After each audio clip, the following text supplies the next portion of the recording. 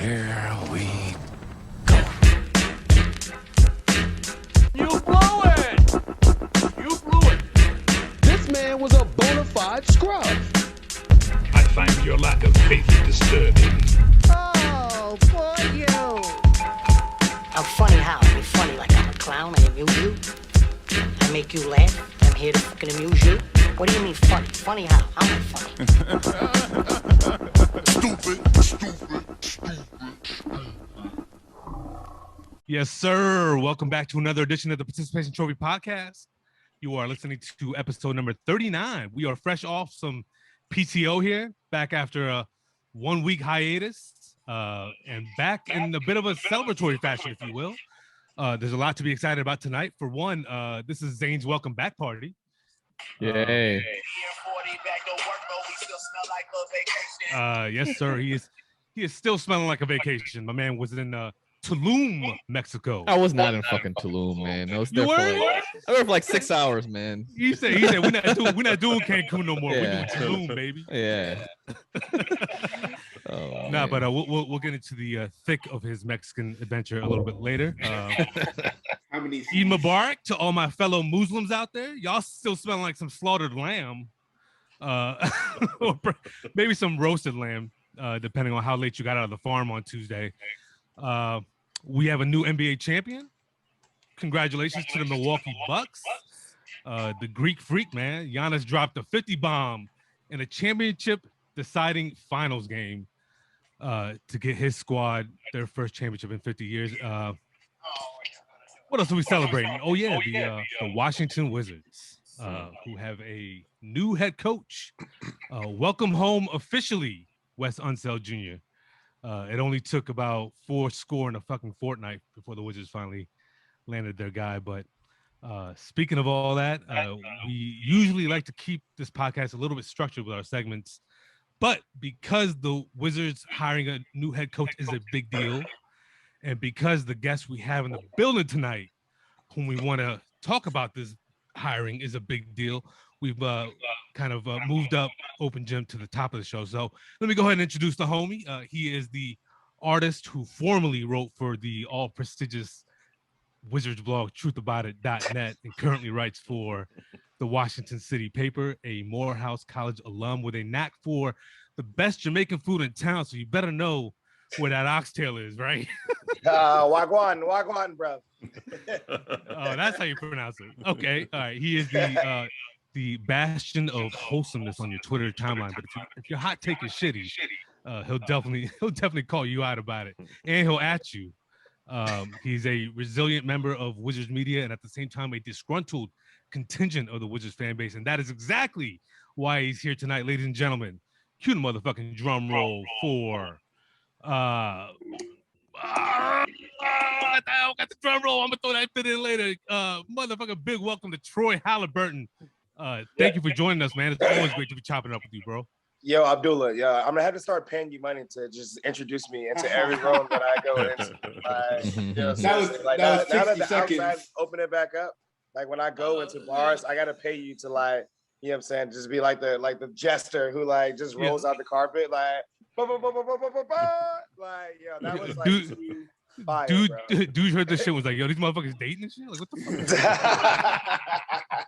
Yo, hey, my app buttons work, man. Like Twitter fingers and trigger fingers. Yeah, man, come on. Listen, man, like, you know, like a day after Neil confirmed you were gonna be coming on, it seemed like you just went AWOL off Twitter for like 2 days, right? Like, I went to DM you to follow up on some shit, like make sure the agenda was cool, you know, the topics, everything. You obviously didn't respond to that, and then you hadn't tweeted in like 2 days. So I'm like, fuck, this motherfucker got invited to the trophy pod and just cashed the fuck out. I was like, yo, y'all not gonna see me on this shit. My voice circling the internet with these motherfuckers. Nah, man. Look, what happened was and the reason why my voice is raspy, I was out singing karaoke on Saturday night, like, you know, just helping a friend bring in a birthday. Then I went to like an engagement party, like just we're out here vaccinated, like just trying to live it up as much as possible before the people shut it back down. Exactly.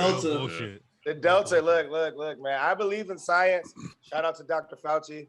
Like I could see the COVID running rampant at the Deer District last night.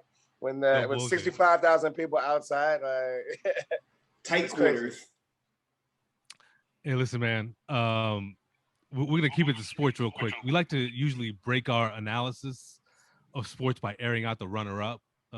So in this case, our participation trophy would go to Darvin Ham, who seemingly, was the other front runner to West for the head coaching position. Obviously, there was others in the running as well: Jamal Mosley, Sam Cassell, Charles Lee, the other Bucks assistant to Ham. But obviously, neither Ham or the other guys got the job offer letter. Wes Unseld Jr. did. Let's go ahead. Let's break it off, man. The floor is yours, Troy. What were your initial thoughts on the hiring, on the process, everything? Well, I think that Wes Unseld Jr. was probably the number one candidate on their board to begin. And honestly, I believe that, it's not a situation where, they waited really late to get a guy and, we had to, just take the what was left over. I think that, Tommy Shepard and the rest of Monumental Basketball and the Wizards brass, I mean, they just literally did their due diligence and turning over every stone possible to make sure that, that they did their job. Like, really, for Tommy, this is his biggest hire as the GM of the team. And so while he inherited Scott Brooks, this is his first real chance to make an impact or an imprint on the organization. So I think that Wes Unseld Jr. was the choice all along. Yes, they did a lot of research and they did a lot of interviews, and it might have taken a little bit longer than Wizards faithful wanted. But at the end of the day, I think that Tommy has shown to be a very meticulous person when it comes to his decision making. Yeah. And I think that it was a very good hire for the team. Yeah, they were definitely more calculated. I'm sorry, Neil. I was gonna follow up on the process part of it, because I know we've all, amongst the Wizards fans, have been heavy critiques of the process in which a team takes to hire a coach, especially with Scott Brooks. Like, we saw how that unfolded, right? We didn't even know what Scott Brooks was going to be like as a coach, but we already hated the hire just because of the way they did it, right? This time around, a lot more calculated. What are your thoughts on just, how the Wizards approached? How much more confidence does it give you in the fact that they took their time? Well, I think that under this new regime, they've already kind of, revealed their hands as to how they would like to play and make major decisions. So when they when they went through their extensive GM search, I think Ted Leonsis said that he talked to over 100 different people, different consultants and other GMs, and they really just are just in the business of going out and talking to everybody. So I think that this was a natural progression for them to pretty much do the same thing with the head coaching search. I think that listening to the press conference the other day, I think that Ted Leonsis is definitely taking a more active and hands-on approach that he probably has in years past. And he was just making comments. He kind of hit Scott Brooks with the slick comments out the door. But I think that at the end of the day, he saw what everybody else saw.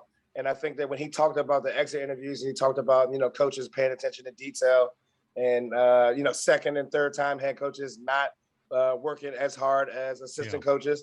I think that Ted Leonsis probably had a little bit of say in this matter too. And I don't think it was just a legacy hire. I think that Wes Unseld Jr. probably proved to them over the course of multiple interviews that he was just the best candidate for the job.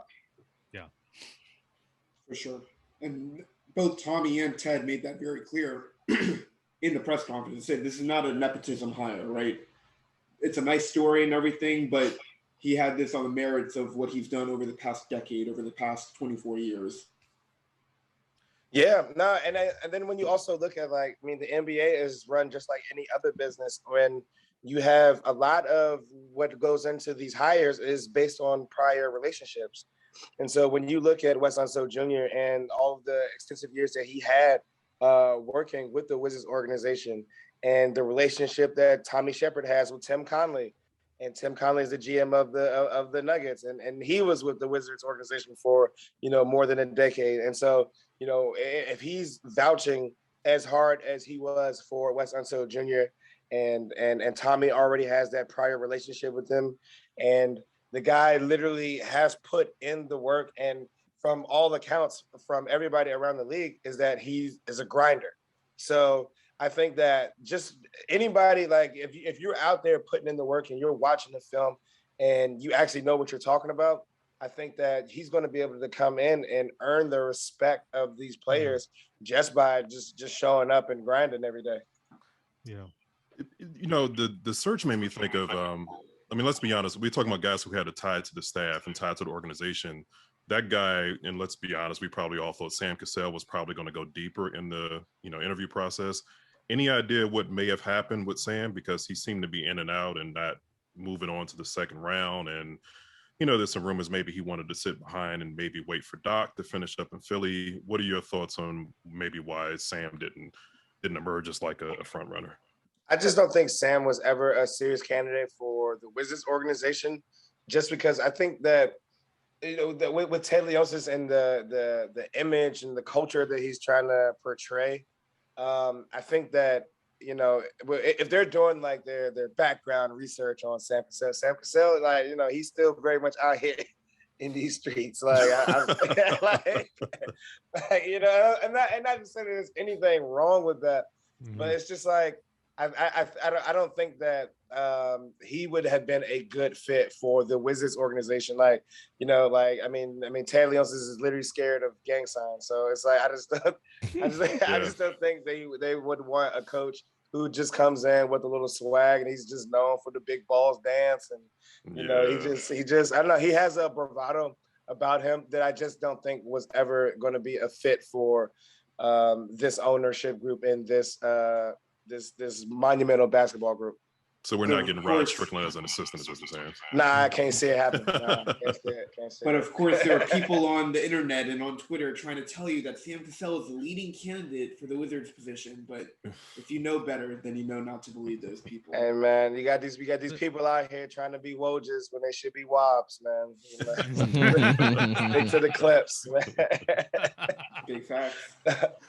Nah, but I mean, I think that Sam Cassell will get his shot. Like, I think that, you know, there will be an organization and there will be a team and a fit for him probably sometime in the future. It just not with, I think that with the image that Monumental Basketball is trying to portray right now, that's a little bit straight-laced. I just didn't think it was a good fit at all. Yeah, for sure. The same thing with Chauncey Billups. I know that was a name that people were throwing out early on. But I just never thought that would be a thing. Like, just, I don't know. Like, I think Ted would probably like, like I just don't think that he would want that type of person representing his organization. Yeah. Sure. Okay. So one of the big things, obviously, the Wizards need is, you know, an improved defense. Under Scott Brooks, that was non-existent. Under Unseld, you know, he's credited a lot with Denver having a pretty good defense despite, you know, meh defenders and their stars. Do you think that Wes can actually come in here in DC and, you know, get the Wizards to defend Brad, starting with Brad and Russ? Yeah, well, I mean, if he could make Michael Porter Jr. actually look like a competent NBA defender, like, I mean, because that guy, like, when he first got to the league, I mean, he looked completely lost on the court. But by Michael Porter Jr. just shows up like, what the fuck I say to y'all? Like, why? Yo, nah, hey, shoot, man. I would have much rather had Michael Porter Jr. If he would have fallen one more spot to the Wizards in the 2018 draft instead of Troy Brown. Like, I want Michael Porter Jr. But at the end of the day, I think that, I mean, he's an offensive-minded player who had a lot of deficiencies on the defensive end. And he has come out and said that he credits a lot of the extra time that Wes Unseld Jr. Helped him with and put in with him to actually help him be able to recognize coverages, to be able to recognize, you know, where he's supposed to be on the court. And I think that just goes into the fact that, you know, this guy is willing to work. He has the ability to be relatable to the players, and he actually knows his business, knows the X's and O's, and knows the game, and is actually willing to go out there and switch it up a little bit. And so, you know, coming out of the Scott Brooks era, where a guy who, you know, he seemingly did not have a playbook at all, you know, I mean, this will be a much needed breath of fresh air. Absolutely. Yeah. You know, one thing about Wes, and it bothers me a lot when people kind of allude to the fact that it might have been a legacy hire. When Wes is one of those dudes, if you actually watch him coach, you audibly hear him the way he talks to the players. You just know some people get it. Like he gets it. He's in the thick. He's so meticulous. He's so detailed. He speaks so well. He's so well spoken. He's so well spoken. Yeah, but it's kind of like God damn, Abdullah. I want to tie You telling us you voted for Obama twice. Here's the thing. I vote for a third time if I could. I vote for a third time if I could. I would have voted. I would have voted for Obama a third time, and I would have kept John Wall in house as long as I wanted to. Because one thing that John Wall was so good at was the way he articulated the game, how he articulated plays. Yeah. And what I see, and you just knew the guy just knew the game. He had it. And Wes is, like I said, he's been 24 years in the game. He revolutionized Denver's defense. If that's the right term, but he revolutionized. They fucking invented something. he revolutionized them to the middle of the pack. Yeah. Revolutionized Michael Porter moon or Jr. some Yeah, shit. like Michael Porter Jr. was reborn after fucking Wes Unseld. Yeah. But you know, like he was a legitimate hire. It wasn't anything that had to do with anything else in terms of name, franchise history. And so to the point about defense, like a guy coming in to know it goes without saying the Wizards are fine offensively, right? They've got two elite scorers, elite playmakers in the NBA. Are they? Listen, Are they elite? No. But what I'm saying is, like, offensively, they're pretty much set with Beal and Russ. What they need is somebody to coach them on the other side of the ball. Why was Randy Whitman so successful, or why was he more successful than Scott Brooks? Well, Randy Whitman definitely had the Wizards like playing like with top 10 defenses in the years that he was coaching. Right. But, because I mean, I don't know if we can say that the Wizards' offense is just this like well-oiled machine and they don't need it's not. Work. It's not. But what I'm saying is that their defense, they're right. But their defense that can create off of years. They're an offense that can create off of good defense and turnovers, right? Just like the previous rosters were with John Wall, where the reason why I say Whitman was so good or so much better than Brooks was because he emphasized defense. He knew that if his team played solid defense, they could get points in transition, right? Because we knew their half-court offense sucked, right? As soon as the Wizards' defense started to lapse and the Wizards had to slow the tempo down and play half-court offense, like it was a fucking shit show, right? They were the best. Comparing two different teams that are wildly different. Yeah, that team had better half-court players. So, all right. So let's talk about. All right, let's talk about like this team. Like, all right, number one, when we look up this team, like we have to look at their roster deficiencies. They probably have the worst wing group in the entirety of the NBA. Yes. So just from like a physicality standpoint, they're not going to be able to compete like on a nightly basis.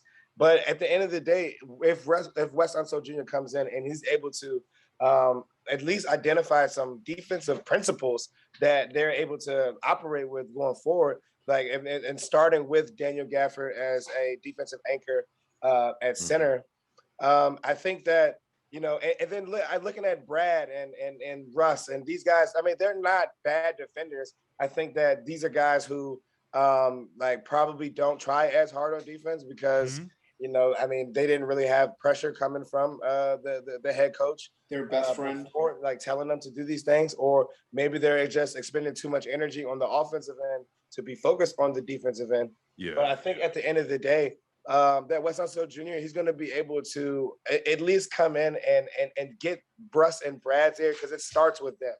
Mm-hmm. So you think, I mean, I guess the translation from Neil's last question was, can Unseld coach Russ? Because as we've seen this year, it all kind of, Beal is kind of like, we know what we're getting to an extent. Russ has been kind of a mixed bag in terms of, you know, being either very inefficient some games or basically carrying the team and kind of energizing them. Yeah, I mean, Russ, he's been doing a great job of, like, I mean, like he pretty much was like the human victory cigar for the team last year, as far as it's just coming in and getting the team inspired and motivating the players. I mean, they pretty much went as he went. And so, but I think Russ, I mean, Russ has to take it on his own self to go out and actually play better defense. So I think that's a big thing. But I think Wes Unseld Jr. will be able to reach and relate to him, and I think that he can get Russ to play a different style of basketball that he's used to. Yeah, and I think one of the big things that Unseld said at the press conference, he said, "Yes, I've talked to Brad and Russ before I got the job, after I got the job." He's hearing the buy-in now, as you would expect and hope. If you don't hear buy-in now, then you're in big trouble already. But does that carry over to training camp and the full 82-game season, or does it dwindle and turn into a lot of talk without much defense to show for it to back it up? Well, I think that Wes Unseld Jr. will be able to get them to buy in, just because I think that he kind of has that gravitas and the respect around the NBA. And I mean, look, Neil, I tell you what all the time, man. It says that black man bond, man. Like, you know what I'm saying? Like, they're not gonna disrespect him at the very least. And so I think that Russ, I mean, he has to be looking at his career through a different lens right now. Mm-hmm. And at some point, if he has a coach that comes in and gets him to try to play a different style, I mean, the guy, he has an immense amount of talent. I think that all he has to do is just have the proper instruction, and maybe he will be able to lead the team on a defensive end. Maybe he will be more Chris Paul than Allen Iverson. Yeah. So speaking of Wes hasn't hit the ground running because the big day is coming up about a week and a day from today. The NBA draft is next week. Washington, as you alluded to earlier, has been deficient at the wing area for quite some time. We just can't seem to get that right. What do you think the draft strategy goes with Wes, as head coach? Are we thinking a wing player, which feels an obvious need? There's a good wing defender in Duarte who's in the long in a tooth as far as draft years. He's 24 years old. What do you think they might plan to go based on maybe the philosophy that Wes intends to implement with the team? Well, if I had to bet, I'd say they draft an international player. But my Vegas money is on that too. Vegas money, gotta do. Some things never change then. Okay. All right. And what is it? 15? 15 is like prime international, like it is. That's It is. Yeah. What's up? That's it. No, honestly, Nicolas. I think that the Wizards are in a position where they are so talent deficient that it doesn't matter like what the position is. They have to draft the best available player on the board. And if that player is a center, so be it. You think so though? Even a center, I feel like if the player's a center, I think they have to draft them. I mean, Thomas Bryant is going to the last year of his contract. I get it. Yeah, I just feel like a draft. I will say, go ahead. I saw Daniel Gafford in a private workout. Ooh, man, looks good. He is hustling, working. Daniel Gafford is the truth, man. Like, honestly, give him 30 minutes a game. Give him 36 minutes a game if you can stay out of foul trouble. Like Scott Brooks is out there playing them 12 minutes a night and stuff. I don't understand that, but at the end of the day, I think that he is the real future of the Wizards center position. And I mean, that's why you don't waste a draft pick on a center. But Thomas, you need two centers, and Thomas Bryant. But a first round pick. He's more trade bait than he is a future asset. And so why not spend if a first round pick is the best, if the center is the best player available? Yeah, you're trying to stockpile talent. You're trying to get assets. From that perspective, I get it. Yeah, I get it. I just feel like the center position, and even I want to ask this question. So Daniel Gafford, right? He's coming up on the end of his $1.87 million contract, right? Well, no, he's got 2 years left. 2 years left. Is it easier to entice a player of that caliber coming off that cheap of a contract, knowing how much he's worth now on his second contract? Is it easier for Washington to retain a type of player like that? No, I think Daniel Gafford and his agent are probably licking their chops right now. They're gonna stick the Wizards up whenever his contract. There will be no hometown discounts. That's what I thought. Yeah, but they got extremely lucky by going out and trading for a player who was already signed, under a 4-year deal at the league minimum. So top three Tommy move right there. Yeah, definitely top three. two, top two Um, maybe. Yeah. I'd say it's the Bertans move would have been the Initially. best move if they Yeah. would have traded it and flipped him for assets last year. Yeah. Yeah, they or got signed him and for traded. nothing. They got him for Aaron White. They got something that would have been the best move. But now that they paid him all that money and guys, It counteracts. Like I don't know what he did last season. I don't know how he showed up that out of shape. Look, and my biggest thing about that guy is he goes 9 for 12 from 3, and then he goes 0 for 7. Like he's like, exactly. I need a guy who gonna come out just go 40%. Neil, tell him why he was out of shape. Go ahead, Neil. Tell him. We got the visa issues, the calf strain, the COVID. Pistol charge, dope charge. Didn't he have a child too? Like, yeah.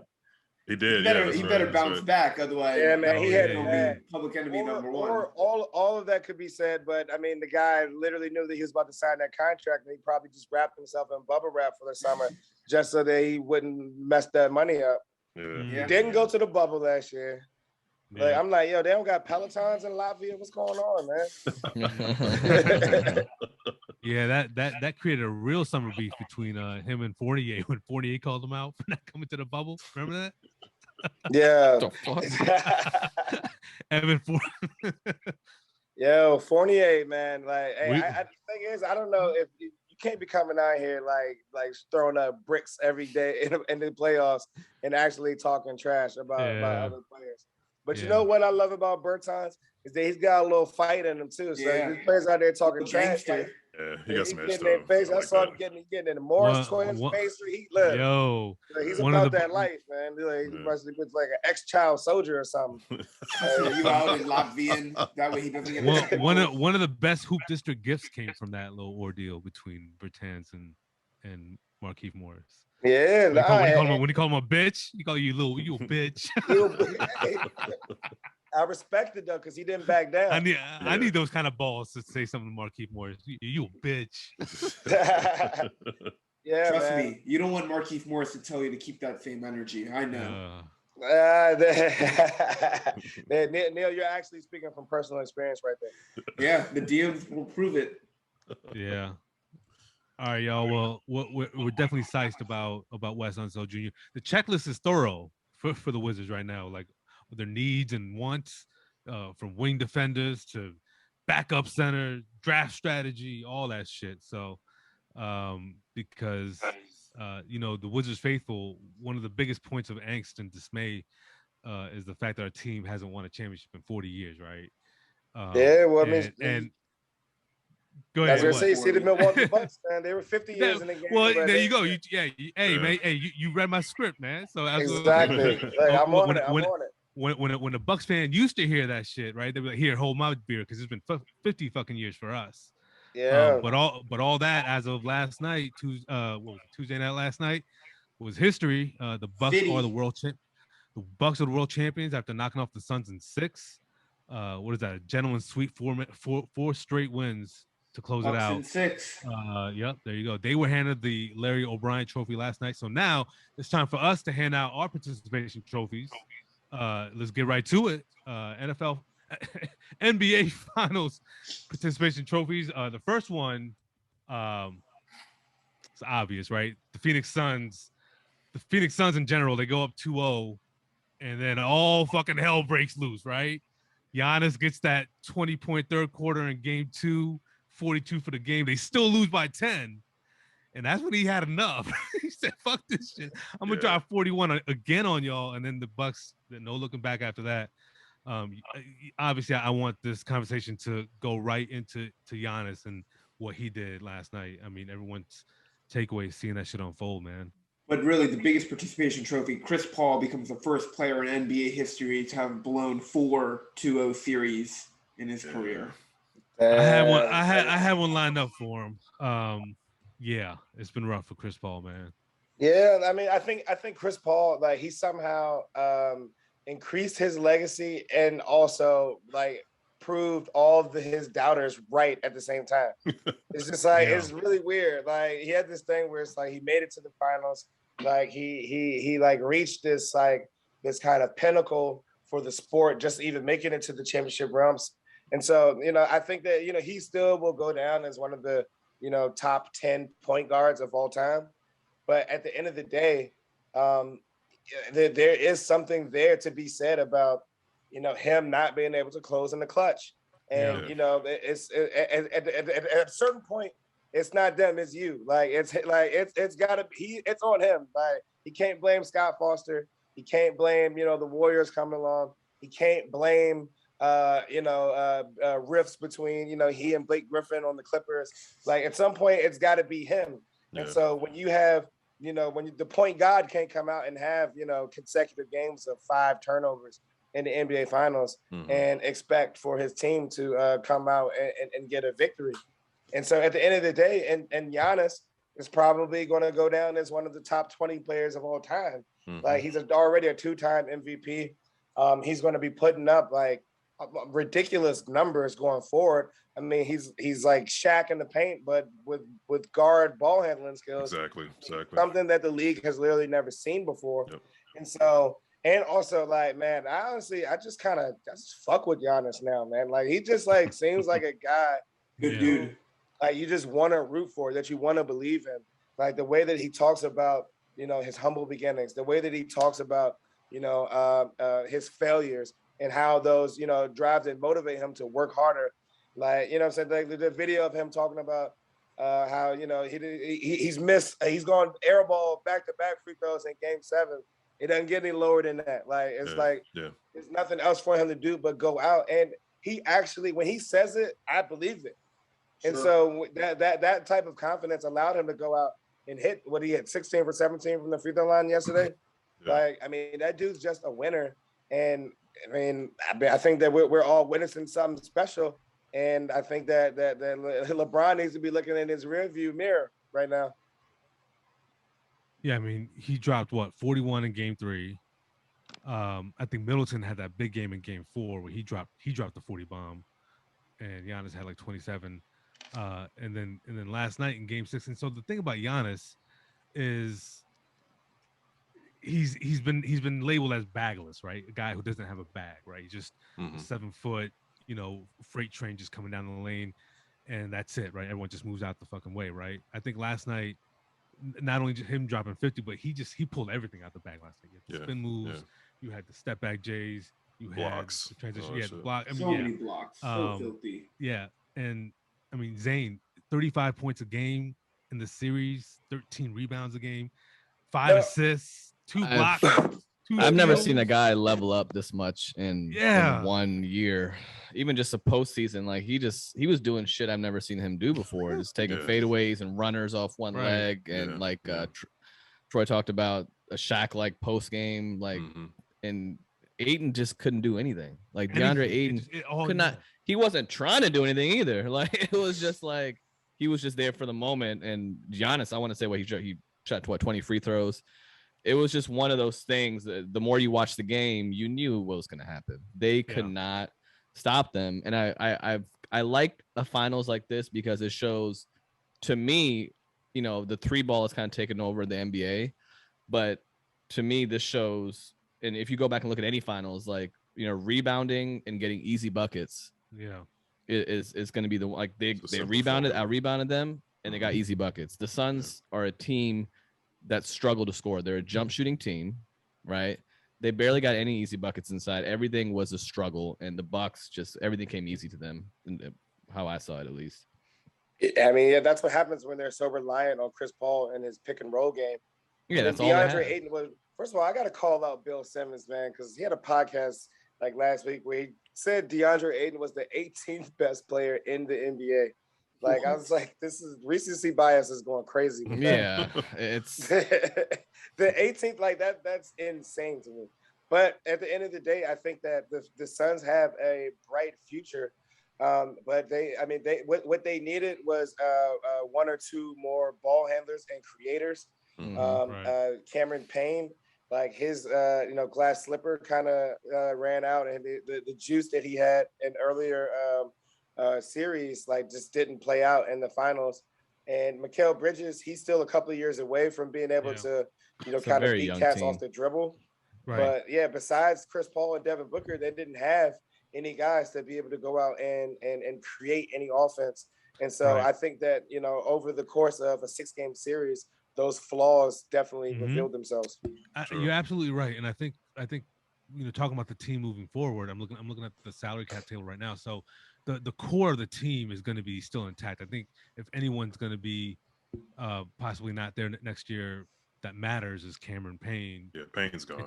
And Torrey Craig, right? Yeah. So Payne earned his money. Right. So he's Torrey he's Craig off, right? might be a future Wizard. Yeah, Torrey Craig. I like Torrey Craig. I really do. I think from a defensive minded perspective, I think he'd be a good fit. But yeah, the Suns coming back next year, they're gonna have room to get that additional wing player if they want, and if they have the mindset to do so, and got someone that could kind of fit in with the existing players right now, like, you know, Mikal Bridges and these guys. Yeah, they're not offensive minded creators or offensive minded scorers, right? But they can develop into one. I think Mikal Bridges has a certain strengths where he's really good with the ball and where he can make movement offensively. So I think they're in good shape. Yeah, no, I think so too. If you look at, they would have been in a lot better shape if they didn't take Neil's Maryland boy Jalen Smith with that number 10 pick in the draft last year. That is the project. Just imagine sure. if they would have drafted Tyrese Haliburton with the 10th pick. They'd be killing the game right now. But they got the exactly boy Sticks on the sideline with the goggles on. Look. They're trying to make it. If they played him, you would have been NBA champions. But look, come on, man. He can't even beat out Frank the Tank for minutes. It's all right. He's gonna make that money. That's what matters. Oh man, there goes a participation trophy right there, man. Jalen Smith. I had another one for last night's game. The basketball rim when Giannis was at the free throw line. Like, this motherfucker was the shakiest fucking free throw shooter I've ever seen. Like, outside of Shaq and some other, you know, obvious ones, right? Giannis was shaky as shit at the free throw line, and the opposing fans didn't help me either. He was 59% from the line before Game 6. Ended up 17-19 for the game last night. Obviously a home crowd helps, but 19 free throws and you make 17 of them. That's the hand of God, straight up. Yeah, man, he was out there clutch, man. He was out there clutch. I think. Yeah.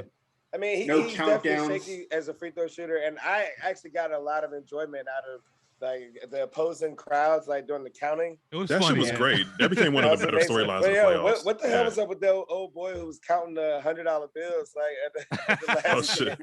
Yo, that was wild. Shout out to my guy Reese Waters. He had the perfect tweet though. He's like, if Instagram was a video, like that would be it. Like, just people just faking for no reason. Like, yeah, pretty much. Reese Waters, by the way, underrated local comedian, man. Like, motherfucker's funny. Yeah, super dope comedian. Like, super dope, man. I'm trying to get out there, catch him at the DC Improv once they start opening back up.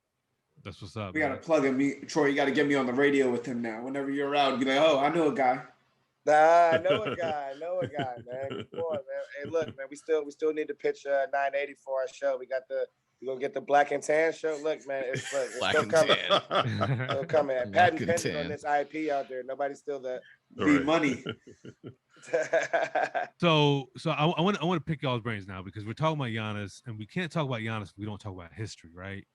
Especially the way he performed last night, right? So, can any of y'all recollect a particular finals game that you remember where you saw an equal amount of dominance, if not better? I mean, there were some better ones. For me, it was the Jordan flu game, right? Like, that's just one game that stuck out to me, just the whole narrative around it.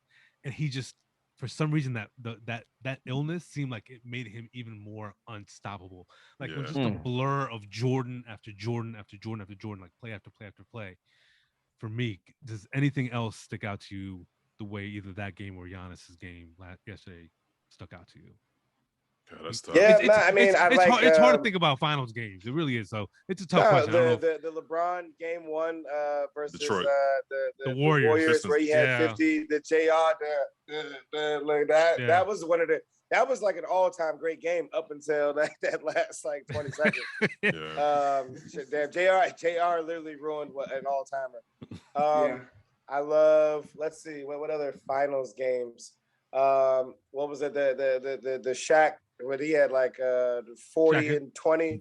The That Nets. was I the don't know. 2000. Yeah, the Nets. Yeah. Yeah, Dude, yeah, he was yeah. so That fucking. Todd- He was so. poor a Todd crazy McCullough. dominant He was done. performance. So we can switch gears real quick. What best final series performances overall, right? Because Shaq in that 2000 finals, that 40 and 23 he dropped in game one was one thing, right? It's just the way he performed the rest of the series as well.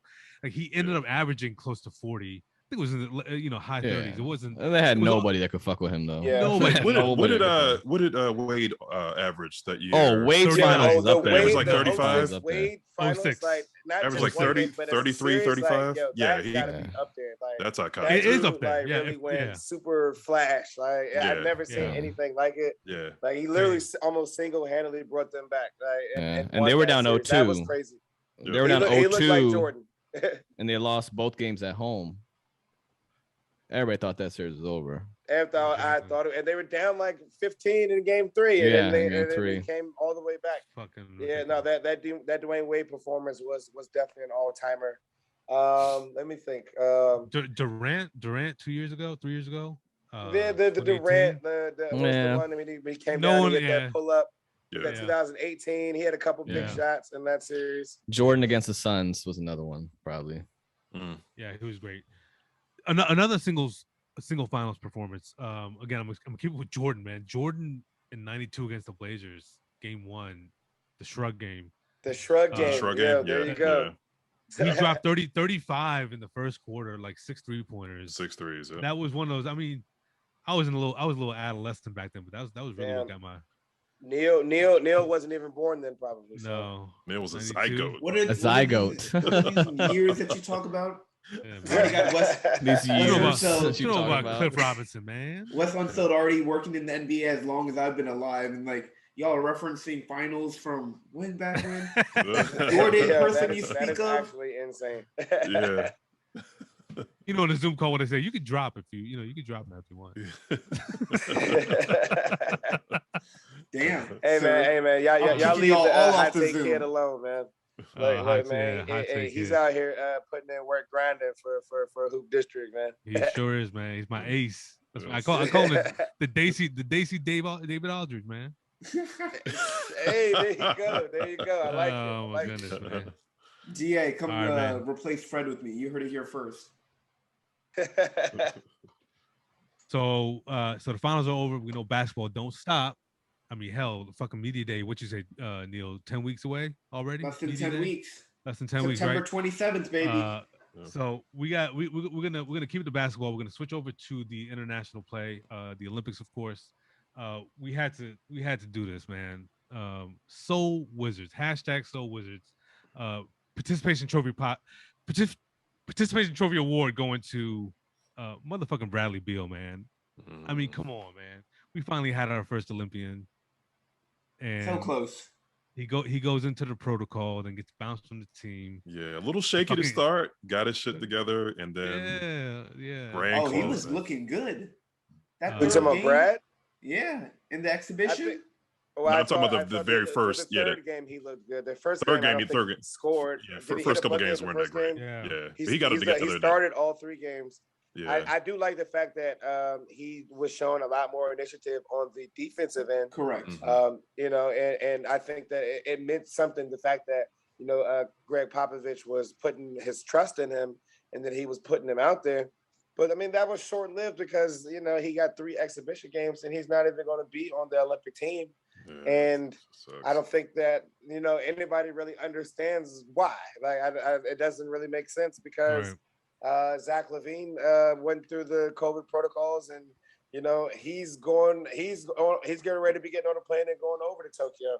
Possibly, And so, possibly we could could have probably been infer- Pop sexually harassing Brad. I mean, he did call him thick. I don't know how Brad felt comfortable about that shit. Brad might nah, want to get some man. space. I honestly, if I had to speculate, I'd say it had something to do with his vaccination status.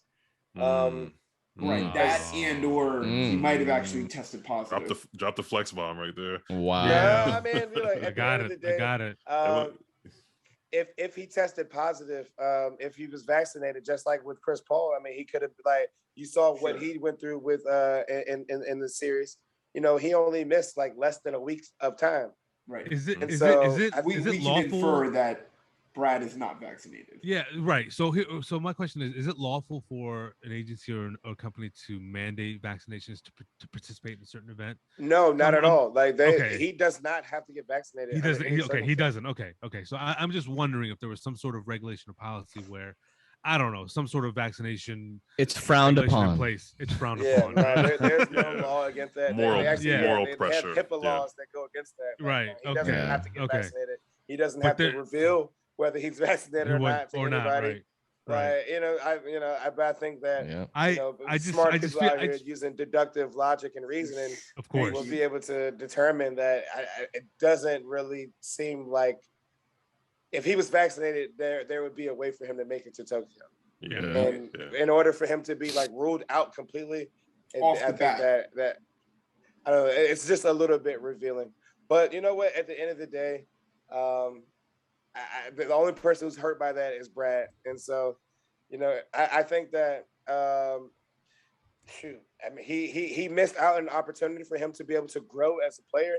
But I mean, he also gets to wrap himself up in bubble wrap so he can come out and sign his major contract extension before the season starts in October. Oh, you think he's going to sign that 4-year extension? No way. It doesn't make any sense for him not to sign it.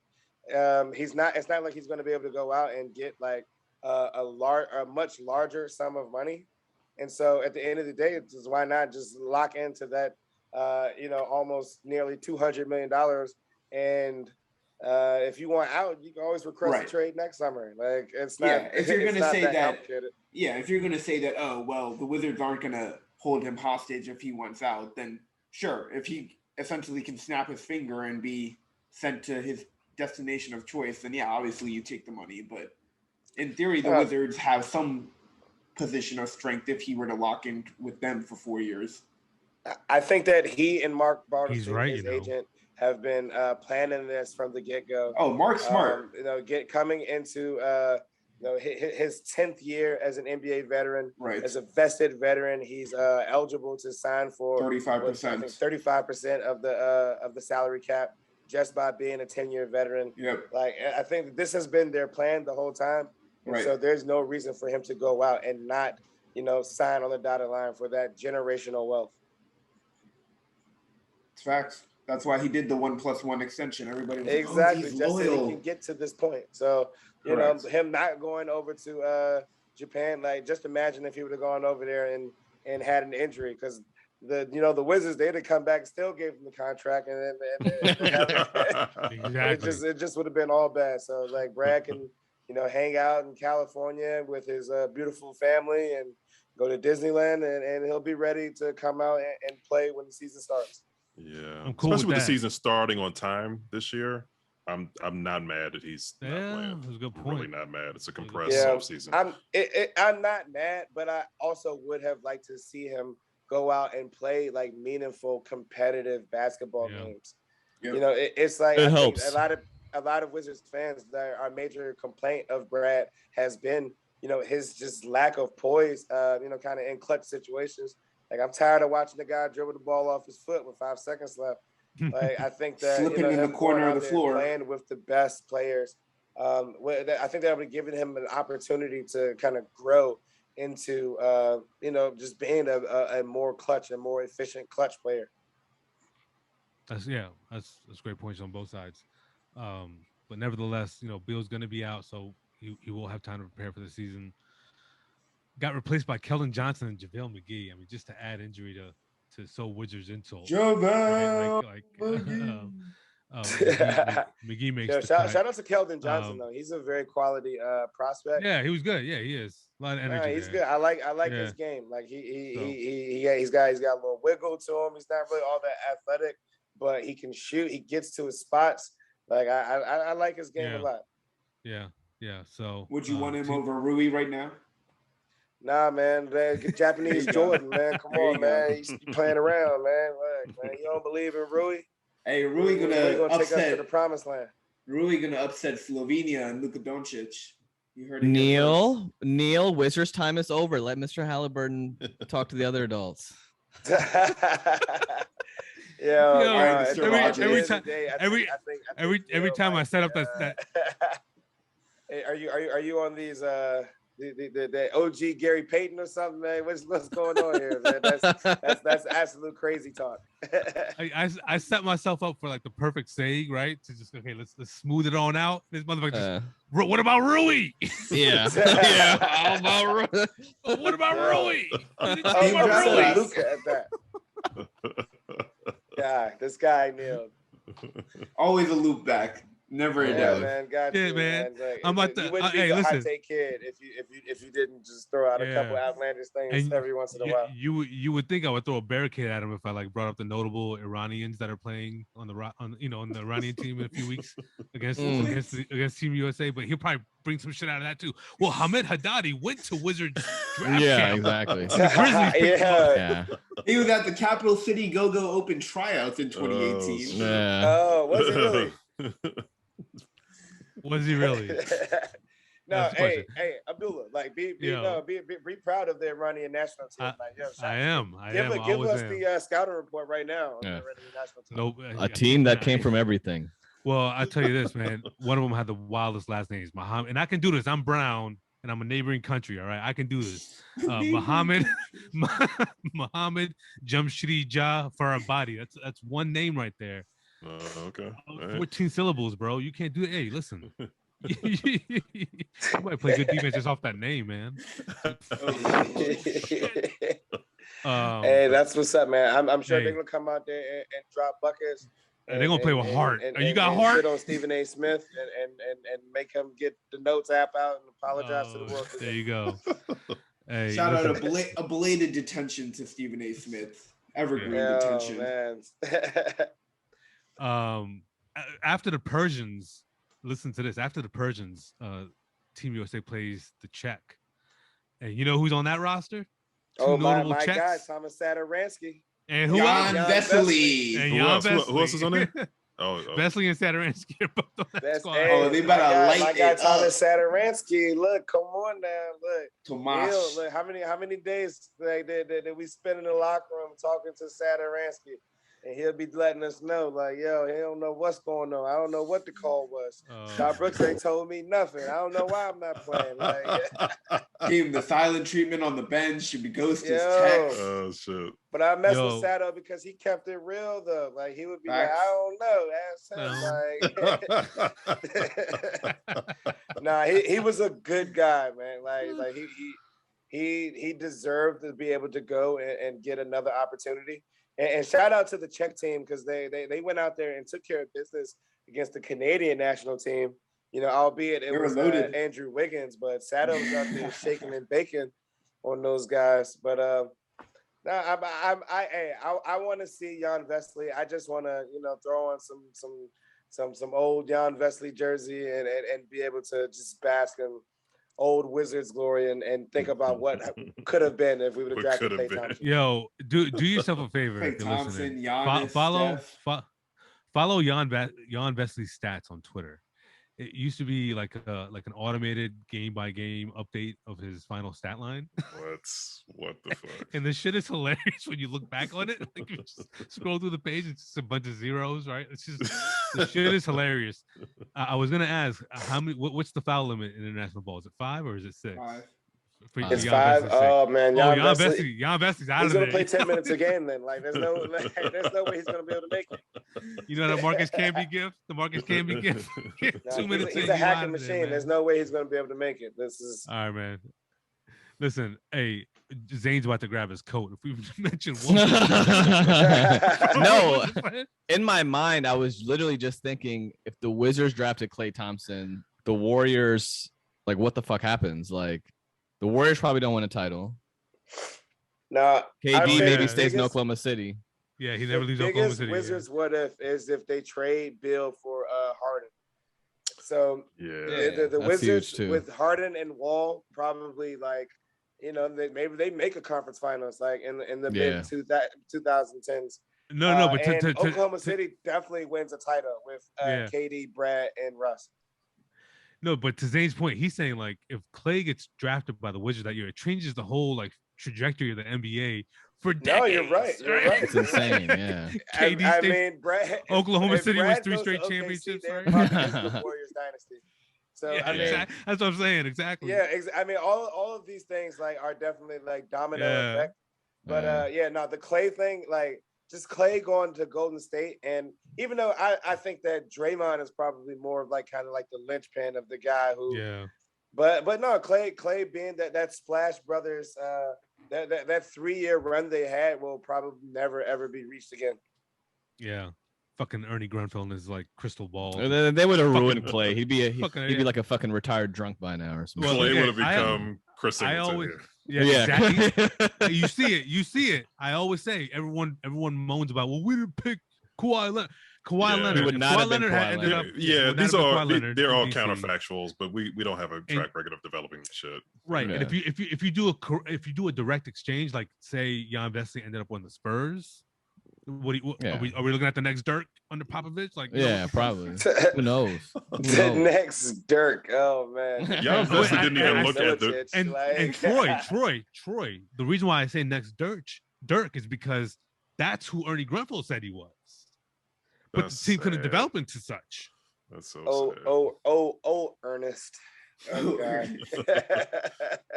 Shout out to Ernie Grunfeld, man. You know, like man, that man was a master at collecting checks, getting secret contracts, and making sure that his owner is happy. Like they don't care about the fans. He don't care about anything. His only job was to make sure that the owner, the guy who cuts the checks, is happy. Master at fucking shit up. Master fucking shit up and getting credit for cleaning up the shit that he already fucked up. Exactly. Yeah. Is Ernie here? Is Ernie here? Come on, let's give Ernie a trophy. Come here. Oh my God, why are we still talking about these guys? All right. Jesus. There you go. All right. No, he was here. He was here. In order to appreciate Tommy Shepard, we have to really shit on Ernie. Like that's I don't know. It's an unwritten Wizards Twitter rule, I guess. All right. Zain, this is your fault. You brought up Klay Thompson and Ernie Grunfeld. I know. I was trying to turn it to the Warriors conversation. All right. I still got more trophies. We're moving away from basketball. I still got trophies. We're gonna move over to the NFL. And being that it is the off season, and there's not been a lot of real news or any movement around the league. No real Aaron Rodgers stuff going on, except he played a fucking celebrity golf game. And so, who could it be that's earning an NFL participation trophy for being a fucking loser? I mean, who is it? Abdullah? Conservatives, of course. They were not happy. Don't talk this about week. them either. Hey, they were not happy this week on several accounts dealing with the NFL. Love it. And when you act like a whiny little bitch, like Sean Hannity and Jack Posa bitch, you get a fucking big boo-hoo slapped on the base of your crybaby trophy. So let's go for it, man. The first reason why they're pissed off is because the NFL decided to institute the Black National Anthem prior to what they call tentpole events. Major NFL milestone events. They haven't defined exactly what those events are, but seemingly opening week, Thanksgiving probably, some playoff games, Super Bowl. It's part of the NFL's initiative or commitment to combat systemic racism via signage, helmet decals. Yeah, that's one thing here, right? Like, first of all, we got to ask: are the NFL's efforts genuine? Like, quote unquote, laughing in Kaepernick right now, like all this being done. Troy, go ahead, man. I think it seems like it seems a little bit performative to me. I think that a performative and exploitive. But at the end of the day, if their exploitation it allows like more people to be able to learn about the Black National Anthem, the song "Lift Every Voice and Sing." If these players who majority Black players in the NFL, if this is something that they want, then I think that it'll be a good thing for just kind of a learning experience. And for anybody else who isn't a fan of it, I think that it just really shows their hypocrisy of like playing the regular national anthem, which in the these other verses, like that has a lot of racial things and derogatory language in there. And so I think that when you talk about these songs that we sing before events. Like I don't even know how we got to the point where they sing national anthems before. I don't know why sporting sports events. is Like it just conflated kind of with. doesn't even make sense. Like Right. just from just a logistical standpoint, it does like. So I mean, if we're going to be doing this and we're going to get performative with it, like then let's just go all the way and try to adhere and listen to the players and what they want and try to educate. And yes, they have a lot of conservatives out there who just don't know anything about anything, and they're just going to be opposed to it. But at the end of the day, there are going to be a lot of people who didn't know, and they're going to be learning. So Yeah, I think that's the that important all part, of this just kind of pushes the conversations forward. Yeah. And so, like I said, I think that sometimes it's okay to call out the bullshit when you see it, but at the same time, like there's like it might be needed to like I said, to just kind of push all of these conversations forward. Yeah, I agree. I think it was the very least that the NFL could do. I do recognize them for, being aware of the demographic, like constituent parts of the league. I think NFL is like 80% black, I believe. Conservatives just need their grievance of the week. This week actually they're complaining about the U.S. soccer team taking a knee and they celebrating them losing. So the Black National Anthem thing and the patriotizing of the NFL took place around 9/11, right? Yeah. And that's why the envelope got pushed on flyovers and the flag that covers the entire field before the game. Ultimately, I like the gesture. I don't have an issue with it, but we have to work through this grievance of the week each time with conservatives. They're going to watch the NFL regardless. A lot of them claim they don't. They're boycotting it. The NFL's numbers are going to spike because we're looking like, fairly normal NFL this season. So, ultimately it's a good thing. It's about as impactful as what the NBA did in the bubble. I think it's a good thing. I have no issue with it myself. Yeah. About as impactful as what the NBA did in the bubble. So not that impactful at all. It's a symbolic gesture. It's a symbolic thing. Yeah. It's a symbolic thing. But, when you look at it from like a perspective of was somebody saying something? Okay, never mind. I just think like when you look at it from the perspective of like a Troy Vincent, right, who actually obviously he defended it, and kind of broke it down about what the song was about. I think a lot of people especially conservatives, look at things on the mere surface, right? Like, that, just black and white. Oh, we already have an anthem. We already have divided a flag. in the country. Exactly, yeah, right. Yeah. Right. But when you look at the root of the song, the black anthem, which is the official song name is Lift Every Voice and Sing. Lift Every Voice and Sing. Yep. Lift Every Voice and Sing, written by James Weldon Johnson in the early 1900s. And Wikipedia, Abdullah. I did my research. And there you go. But that's it. That's what you want to be pushed for, right? For people like me and unlike me to know what the song is about, know its existence, and know why it's important for us to incorporate it in some of these events, right? And so, with Troy Vincent saying that it's a Christian hymn about the struggle for freedom and equality and the inspiration of hope, like that's something that, you kind of look into deeply and say, wow, this is probably needed to be played and to be learned about. So that was my point there on that. I don't know if anybody else had any parting thoughts. Yeah, no, I mean, like I said, I agree with everything that you're saying. Like, I think that, it ultimately it will be a good thing. I think that, like I said, it's a little bit performative in a sense, but at the end of the day, anything that pushes these conversations forward is a positive thing. So definitely, I agree. That wasn't all conservatives were pissed about this week. They also weren't happy with Tom Brady. This is hilarious. Tom Brady made me chuckle. They were claiming his betrayal, saying he disrespected the Colts. Breitbart called him a backstabber in the headline. Backstabber, that's my favorite one. Let's play the bit real quick because it is funny and I listened to it a few times. It's pretty funny. Here it is.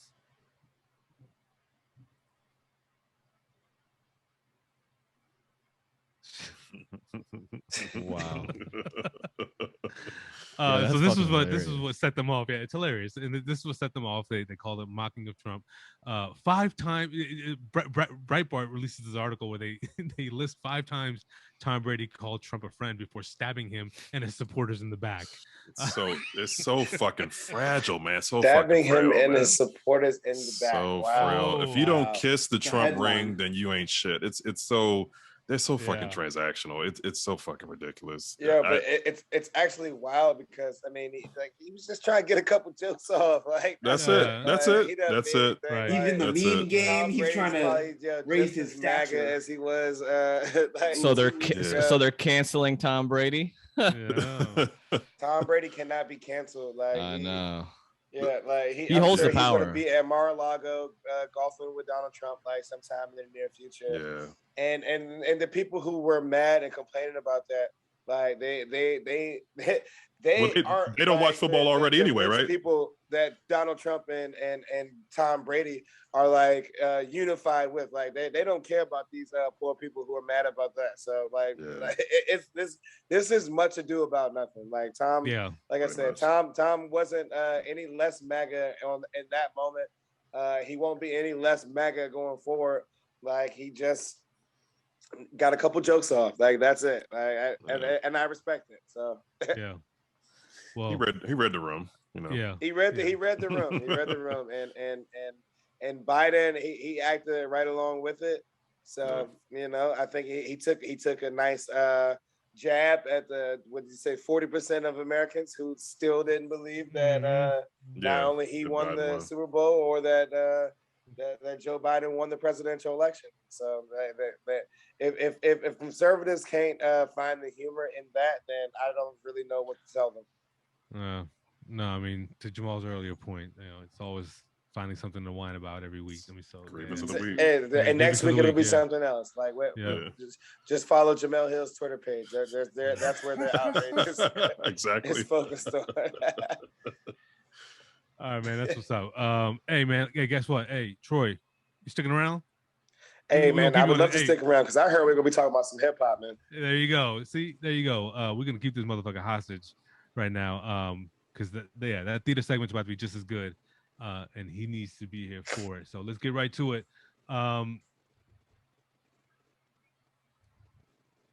Lost that soundbite. Before we get into hip hop, Space Jam, A New Legacy.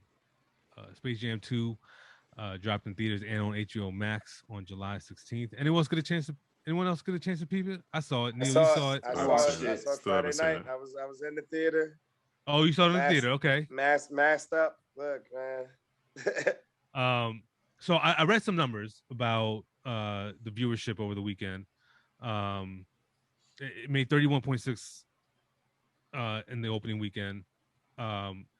But the viewership is interesting, right? So 72% of the audience was under the age of 35. Only 32% of that was under 18, which means, so what they're trying to point is that it was a lot of early millennials that were catching the movie, and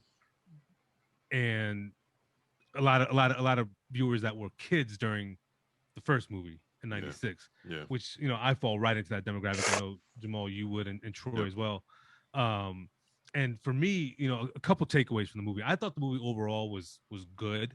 I thought the plot was good as a separate independent movie in itself, right? Like no tie-ins to the previous movie or anything of that sort, right? The problem with this movie, I think, in capturing the younger generation, is that nobody gives a fuck about Looney Tunes today.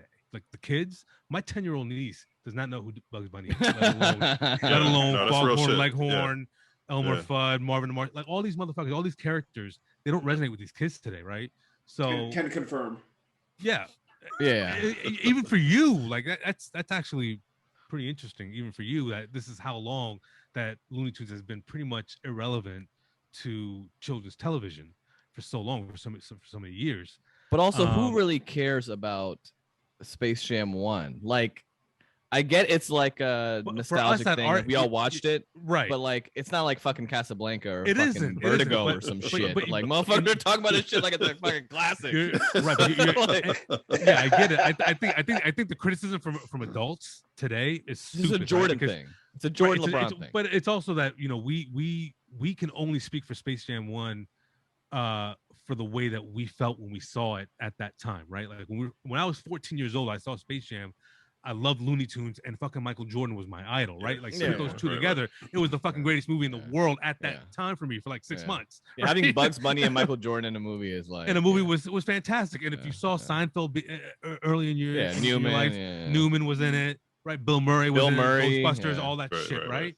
And then also another thing that the movie stuck out to me was for the first one was that it was more fitting with the times. Like the actual plot narrative was circulated around Jordan being retired, playing baseball, luring him back from baseball, into back into basketball.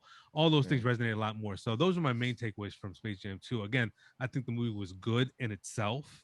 Like if you look at it completely exclusively from the first one. Troy, what were your thoughts?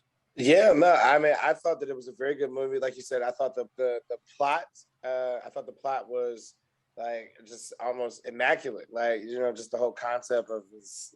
I don't want to go into spoiler alerts here, but yeah, just the concept of like the son making a video game and them getting stuck in the game, and that was cool. Like that was cool. A great concept. Like, and so I thought that I thought there's something that you just said earlier, Abdullah, that I hadn't really got a chance to think about. The fact that, you might have this whole generation of kids who don't really know a lot about Bugs Bunny. That's like, they're into like, Peppa Pig and, Caillou and all this other stuff. Like they're not watching Roadrunner. Like they're not watching this stuff. So, maybe this will introduce like younger kids to, make them go back and start watching, YouTube of Looney Tunes these, and shit, of the Looney Tunes, like the Acme stuff. LeBron can't act for shit. I know that.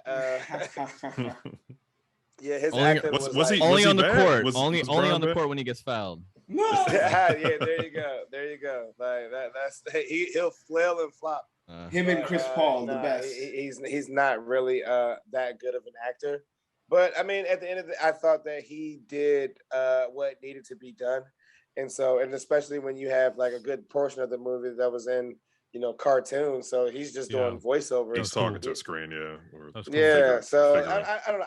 I enjoyed it thoroughly, and I think that it was a good family movie to come out and really bring generations together, like you were saying, Abdullah. So, the people who were kids when it first came out, they can, have that feeling of nostalgia, being able to go back and, reunite with these like different characters in this story. And then for, the kids who were coming up, like they can be kind of introduced to, this whole new cast of characters and cartoons. Yeah, that's what, I mean, Neil, you're dealing with that right now, right? I mean, speaking of children who didn't grow up watching Bugs Bunny, jokes aside, what was your perception to the perception of the movie, not knowing those characters? Like, like I enjoyed the movie still. I thought it was good plot, like Troy said.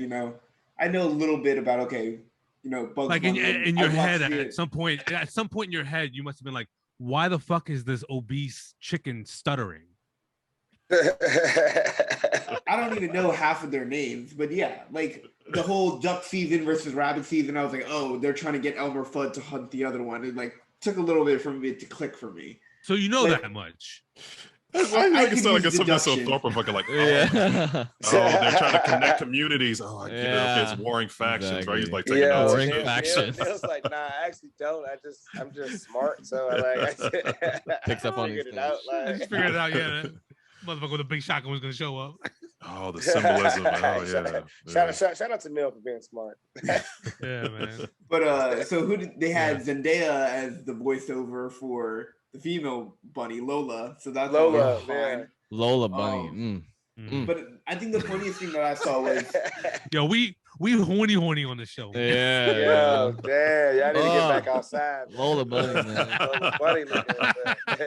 He's with the Greg. He said the Greg Popovich. He's looking thick, huh? Looking man. thick. Jessica Rabbit and Lola Bunny. Oh my lord. So this is going off the rails. the Warner Brothers, product placement in this movie was hilarious, right? There was, I think I read somewhere, there's 37 mentions or references to Warner Brothers in the movie. And so, of course, LeBron goes to the finals. And so ABC, owned by Disney, they put up a graphic with LeBron on the screen and said, star of Space Jam, a new legacy.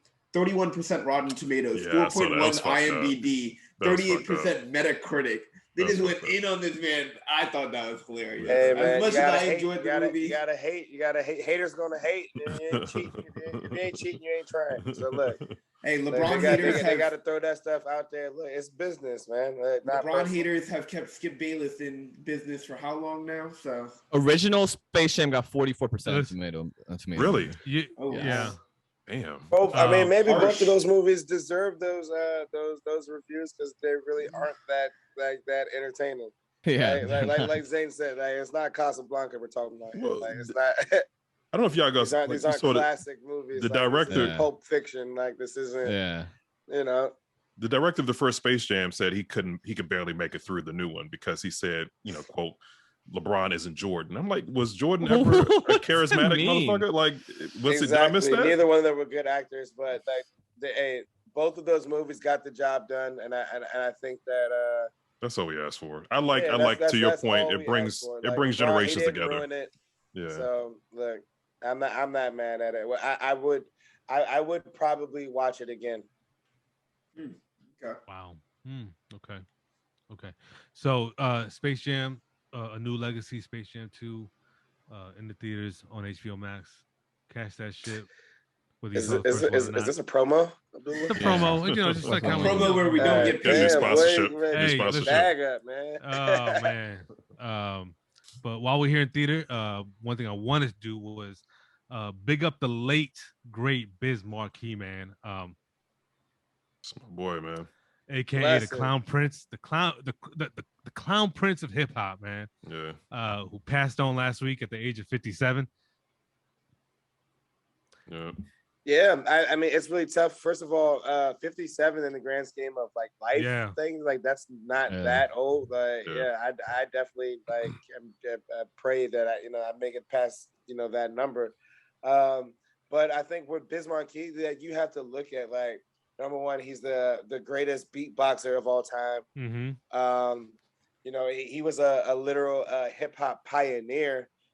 Just because of the fact that back he was coming out like in the 80s when there wasn't a lot of like variety as far as like different types of artists, people making different types of like everybody's rapping that hippity hip hop hippity tope till you don't stop shit. And he was literally like doing something completely different.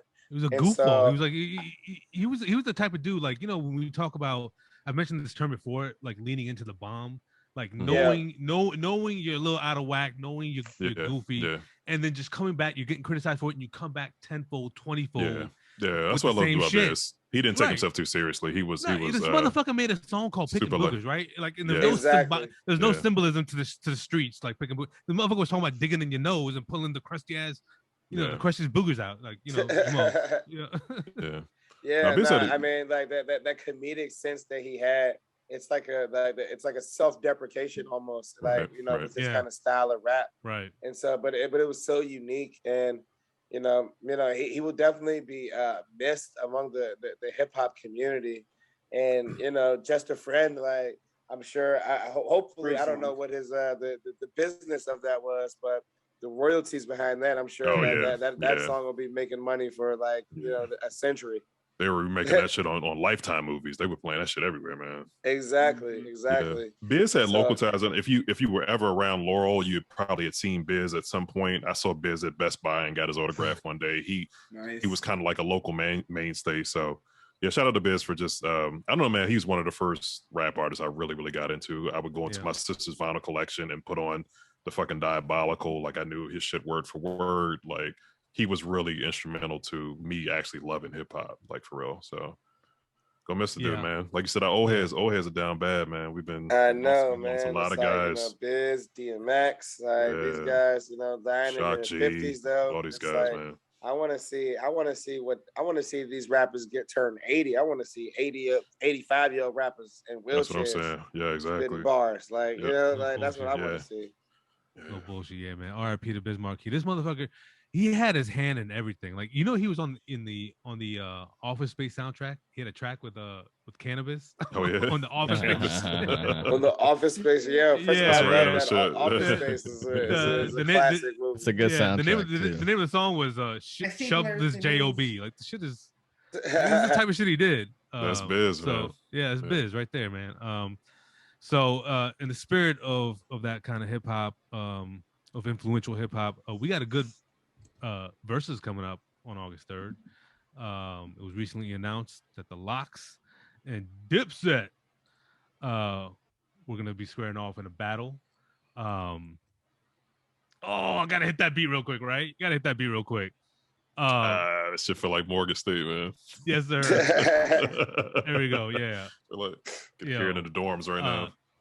It's funny because if you listen to the Locks and Dipset, like during the recording years, like the prime years, they never really came off as a matchup or a rivalry. Not to say that Verzuz entails any of that, but yeah, it should have been state property. Well, I mean, they can't get the state property guys together to do there's no way. Yeah. So I was speaking of that, like I was interested to see that they were able to keep Dipset intact for this. I don't know what was going on with Jim Jones and Cameron. Jim Jones and Cam had beef for a while. They just made up. Okay, so they just made up. Okay, so that explains everything then. Yeah. So looking back on it, man, I mean, pound for pound, I don't know how easy it is to compare the two groups. I know, in terms of like their mixtape presence, it's probably easier to discuss pound for pound who was better. I think if you match up like individual rapper to individual rapper, it's probably a little bit tougher. Like I would compare Styles P to Hell Rell, right? Like who's like deep on the Dipset roster, right? Like, yeah. You know what I mean? And then like I don't think anybody matches Jadakiss lyrically on Dipset. I mean, Cam is tough. J.R. Ryder's tough. It's different, man. It's different. It's different. It's right? Harlem first. Yeah.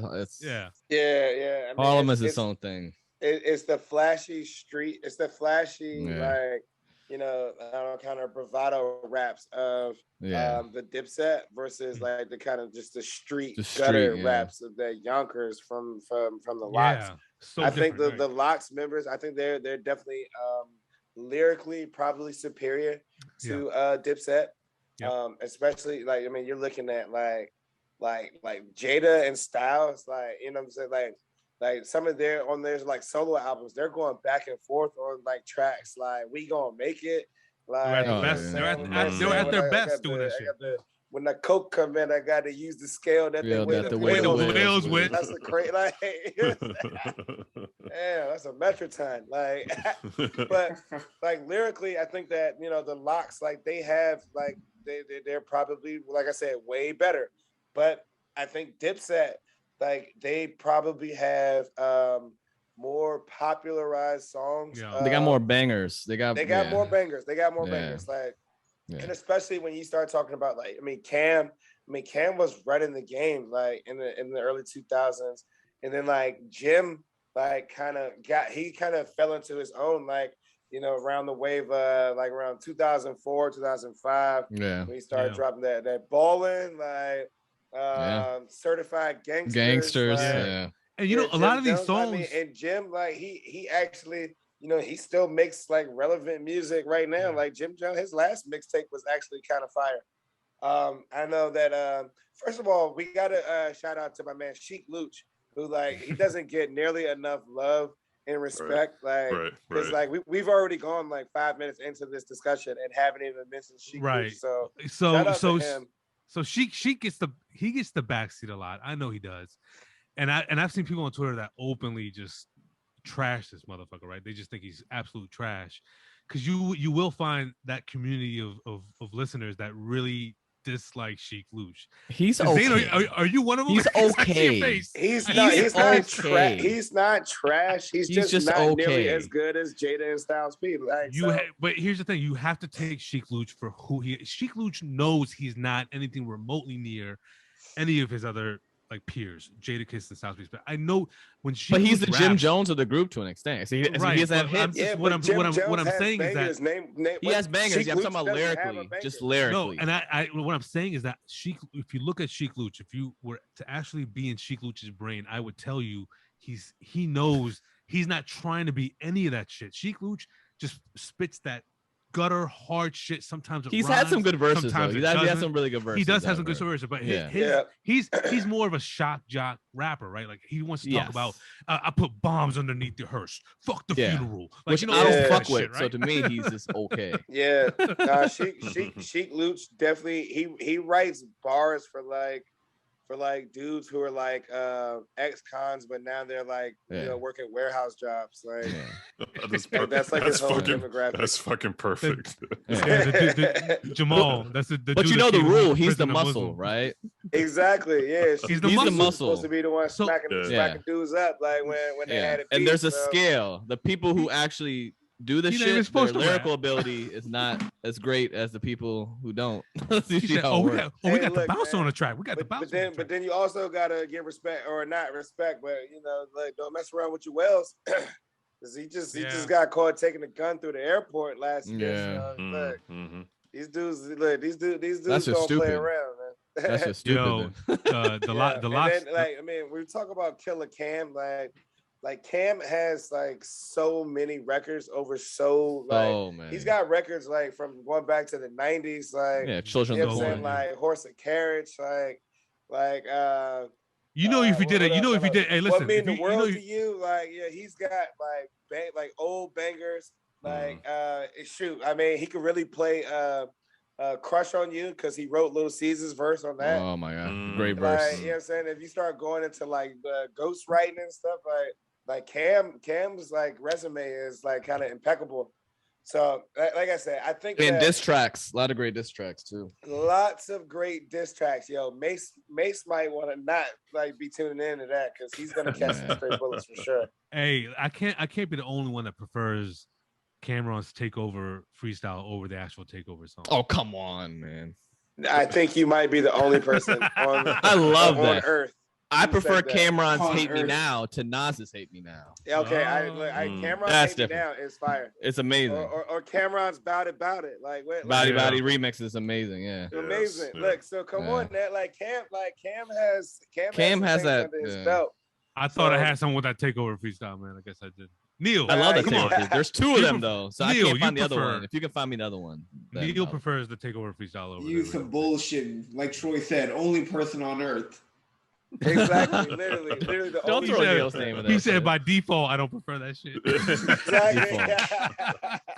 Ding ding ding. You're just a Takeover hater, Abdul. You already know that.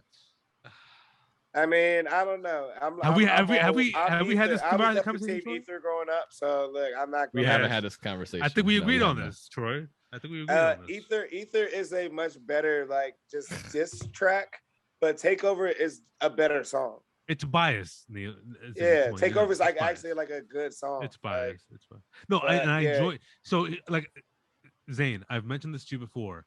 Comparing Ether and Takeover, it's different. It's kind of like comparing LeBron to Jordan, right? Like they're two different types. Like this song, they really are.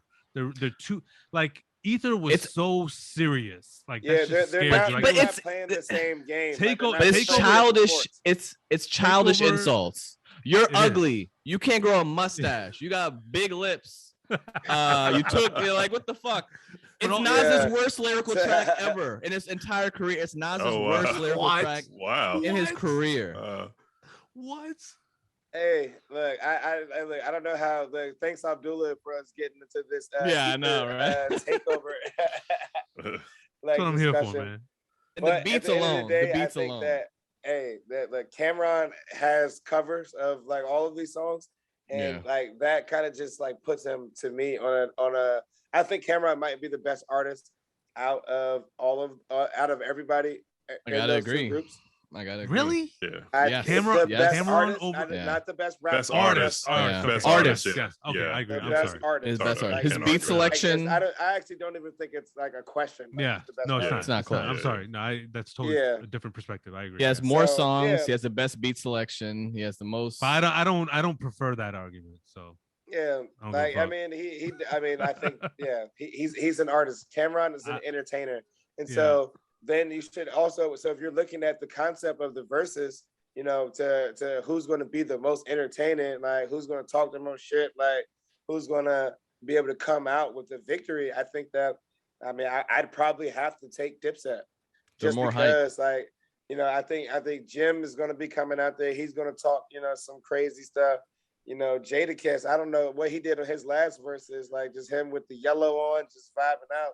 You Yeah. had to get that man some less Yeah. less If less drinks for his next verses, because Right. And so I it was mean, big lit. on paper, if you're really comparing the two groups, it's 3-on-3, right? You're talking about Cam, Jewels, and Jim Jones versus Styles, Kiss, and Sheik, right? Like all these other Yep. guys, 40 Cal, J.R. Ryder, Hell Rel. Them Jay dudes, them Hood. JR Yeah, Ryder, I yeah, promise you will not be. at Yeah. the None of these Dipset. people will be there. Right. Max B is not Slots going to be crazy. there either. Right, right. None of yeah, Right. that's not yeah. I don't even So, I don't mean, even think you I don't look at even Sheik think Luch they is got probably the weakest member of that group. Out of that whole that six of rappers, and Cam's Jim probably Jones. the best. And then I've definitely taken Jada and Styles second and third. If you had to do like a power rankings of the groups, but at the end of it, like I said, I think really I'm just looking forward to the showmanship. Yeah, Like, yeah. you know what I'm saying? Dipset, they're coming out representing Harlem, so you know they're gonna put on a show. Take it back think- to the Apollo. I think Jadakiss is going to surprise us.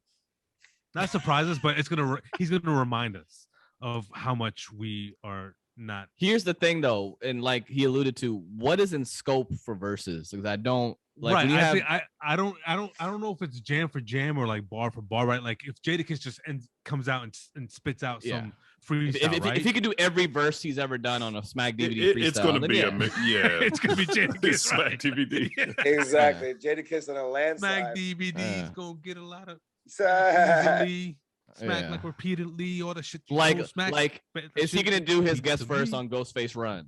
Probably not, right? Mm. Yeah. Well, I don't know. I'll I've be seen shocked. a fair amount of like guest verses thrown in. Yeah. Just It's kind tough. of- Like who's in yeah. charge of like making that? Like that's tough. Like, you got to go back to Yeah. all your No, shit. it's Well, How I many mean, verses he's done? you gotta look at our guy Swiss Beats, like who has made a lot of the Locks beats. So I'm sure he'll be able to, you know, help them That's curate true. a nice playlist. Right. Yeah, The reason why I'm uneasy is because I just feel like Jadakiss is bar for bar, pound for pound, hands down the best rapper among any of those guys on that stage. Right. I mean, Not even- I don't know, it- man. it's Like, tough, Come man, on. it's Camera, tough. I got computers puting. So like, Yeah. Listen, man. like, Cameron has a certain way he puts words It's together. a certain that- way. It's just that- it is, Yeah. right? and I agree with that. Lyrically though, you think Cameron is a better rapper than Jay? He's not, but no, he's it's not. more He's exciting not. when He's definitely Cameron not. raps. He's definitely It's not more a okay, so better if we're talking- entertainer, but he's not a if we're better talking, rapper. yeah, if we're talking about mechanics and delivery and that shit, I get where you're coming Yeah, from. Jada. I Cameron. mean, I don't want to put Jada's one Cameron of the best with those things that you say. Like he's literally one of the best mechanical bar for rappers out there. bar for bar, man. Like Al Qaeda Jada. I know, but like it's I different. don't like it, man. He's I great. get where you're coming from. Yeah. I wouldn't put Cameron ahead of Jadakiss because of the reasons you guys say. I don't know. I just Maybe rather I'm- hear a Dipset maybe beat I'm more- with Cameron rapping than whatever beat. Jadakiss's rap skills are superior, but it's not gonna like be exciting to me. I don't know. Yeah, I mean, I just want Cam to come out and actually take it seriously. So like, Yeah, just, you know, that's true. sometimes he like kind of like bullshits a little bit, but the thing is, like, he's got to know that like there's gonna be like millions of views on it.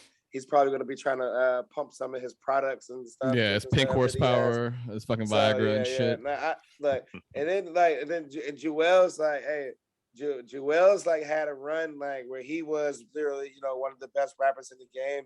Like he had a whole mixtape with Lil Wayne. I Can't Feel My Face. Yeah. Oh my Like, god, I you know forgot what I'm about saying? that. Yeah, like That's a project that should have gone longer. I wanted a more from that run project. That was like very much formidable. as far as like a lot of these different rappers from that era. So I'm very much looking forward to it, just because like number one, like I don't know, these guys are literally like those are my childhood heroes. So I'm just gonna be excited, just to be able to watch it, check it out, look at the discourse on the internet. I'm excited for this. Like I haven't been this excited for a Verzuz probably since the DMX Snoop Dogg. Like that was the last one that I actually got excited for. Yeah, definitely. August 3rd. Hey man, I'm looking forward to it. I'm gonna be all set up. I'm gonna have my party utensils ready. They should have a follow Verzuz with just like J.R. Ryder versus J Hood. Like just my God. Yeah, just a little I'm taking J Hood. I'm taking J Hood. Undercard versus. There you go. The biggest thing is that the Verzuz is going to be at Madison Square Garden. Oh wow. Oh word. Oh yeah, it is. Yeah. It is. MSG. So Cam and MSG, best believe there's going to be lights. So he might pull out a pink Range Rover. Like he's going to be pink, like it's pink gonna fur. Be, I want to see a pink fur. Like, fly shit going on. That's what's up, man. Well, Troy, traditionally, before we cast off our guests, we like to do a little bit called This or That, where we basically name two similar things and you tell us which of the two you're rocking with. All right? Okay. All right. So no premeditation. You're hearing this shit for the first time. Zane's going to go ahead and kick us off. Let's go. All right. Gennaro Pargo or Eric Maynor? Gennaro Pargo. Eric Maynor is the biggest disappointment ever. All right. If I butcher these Jamaican restaurant names, forgive me. Andrines or Jam Dong Style? Jam Dung, man. Yeah, I'm trying to tell you, Jam Dung. Like, they used to be a straight hole in the wall on North Capitol. They got themselves a new venue, and the food is just as good. Like, literally, like it's the best Caribbean food in DC, man. Yeah. Jam Dung. The cocoa bread like that? Cocoa bread like that. Beef patties like that. They be having their beef patties on deck. Oxtails, wagwan breath. Like, it's like the oxtails are on point. Like, right. The curries, the curdy goat. How did they get it? I don't know. They got the goats. Where did they keep them? Look, Jam Dung. Now I'm getting hungry, but switching to the liquid variety now for tequila, Casamigos or Terramana? Casamigos says that it's a stranglehold right now on the going out community. Wow. Like it's like every function that I've been to this summer has a bottle of Casamigos. It's crazy, dude. It's like swallowed up the whole fucking country, man. Yeah. Shout out George Clooney though. He cashed out. Well, that's Oh shit. All right, Akumanai or AT Aliens? I'm gonna go AT Aliens. All right. Last but not least, man, sneaker stuff. Dunks or Blazers? I'm gonna go Blazers. First of all, Blazers are more comfortable. Yeah. Than Dunks, and then I think that the Dunk craze has like really just turned like the hype beast. Has brought all the hype beasts out. It has, yeah. And so it's just like the Blazers are like really classic. And you can go out and you can find classic pair. I still got like tons of Blazers. I got a pair of black and white Blazers that are essentially like Chuck Taylors for me. Like I throw them in the washing machine. I keep them clean. There's like it's really classic. Definitely more of a Blazers guy myself. The Dunks, man, like the hype beasts have ruined it, man. You can't even get on sneakers app, even go get any good shoes. Mm-hmm. So now and comfort, Blazers all day. There you go. All right. All right, man. Hey, listen, Troy, as usual, I love having you on here. You're always an awesome vibe. Before we cut hey, man, I love being on. I love coming on, vibing with my people, man. Talking that talk. Like, we could have kept talking about that Locks versus Dipset, like for 30, 40 minutes. Forget talking. We gonna be here next week too. We gonna be here next week too. I'll make sure to shoot this to Tommy so he can get a vibe. Hey, we know that he listens to some stuff. He listens to a lot of stuff. You'd be surprised. No, but yeah, I really appreciate you guys for having me on, man. Like this is a blessing, man. Because honestly, you guys are the dopest blog out there running. I don't take those words lightly. That's what's up, man. I appreciate that. Before we cut you loose, you know we're gonna give you a chance to plug your ats, your Black Planet ID, your AIM, your pager number, all that. yo, got the BlackBerry pen, and gotta plug all that. No, man, I got a couple of things that I'm working on right now with the Washington City paper. We're going to be going out for Summer League, so I'll be out there covering that. Nice. Got a couple of things that I'm working on, really looking at the hire and what Tommy Shepard went into as far as making a quality diversity hire, and how he, like, when he was turning over all those stones looking for candidates, that he made it a point of emphasis to make sure that the diversity was a key factor into him going out and looking at these candidates and giving them a fair shot, especially when there is no Rooney Rule, quote unquote, in the NBA. So I got something coming out on that soon. Definitely, man. Yeah, definitely catch Troy at the Washington City paper. A lot of good content there. Great writer, great dude. Again, thank you for coming through, man. I appreciate you guys for having me, man. Look, I guess this is my time. I'm getting kicked off, man. Blessings to you, it's past midnight, man. We trying not.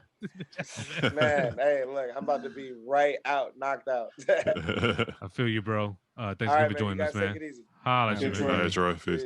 Peace out. All right. Troy Haliburton. Great dude, man. I've known that dude Absolutely, for man. a Absolutely. couple years Always now, a pleasure. man. Always a pleasure. So let's go ahead and keep it moving. As I mentioned, a little reshuffling of the segments. So we're gonna switch it right back to Homeroom real quick. Our guy Zain was at what it seemed like, what was it, a destination wedding in Mexico? So you guys were in Cancun, not Tulum. We were in Cancun, yeah. Okay. We were in Cancun. It was a So- destination wedding. Yeah. Shit, what was I gonna say?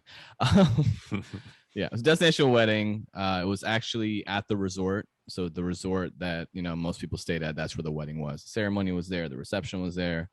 It was my first time in Cancun. I don't really travel internationally much, and that's barely internationally, but I was supposed to go there from last Friday until Wednesday. I ended up staying an extra 2 days to delay my flight twice.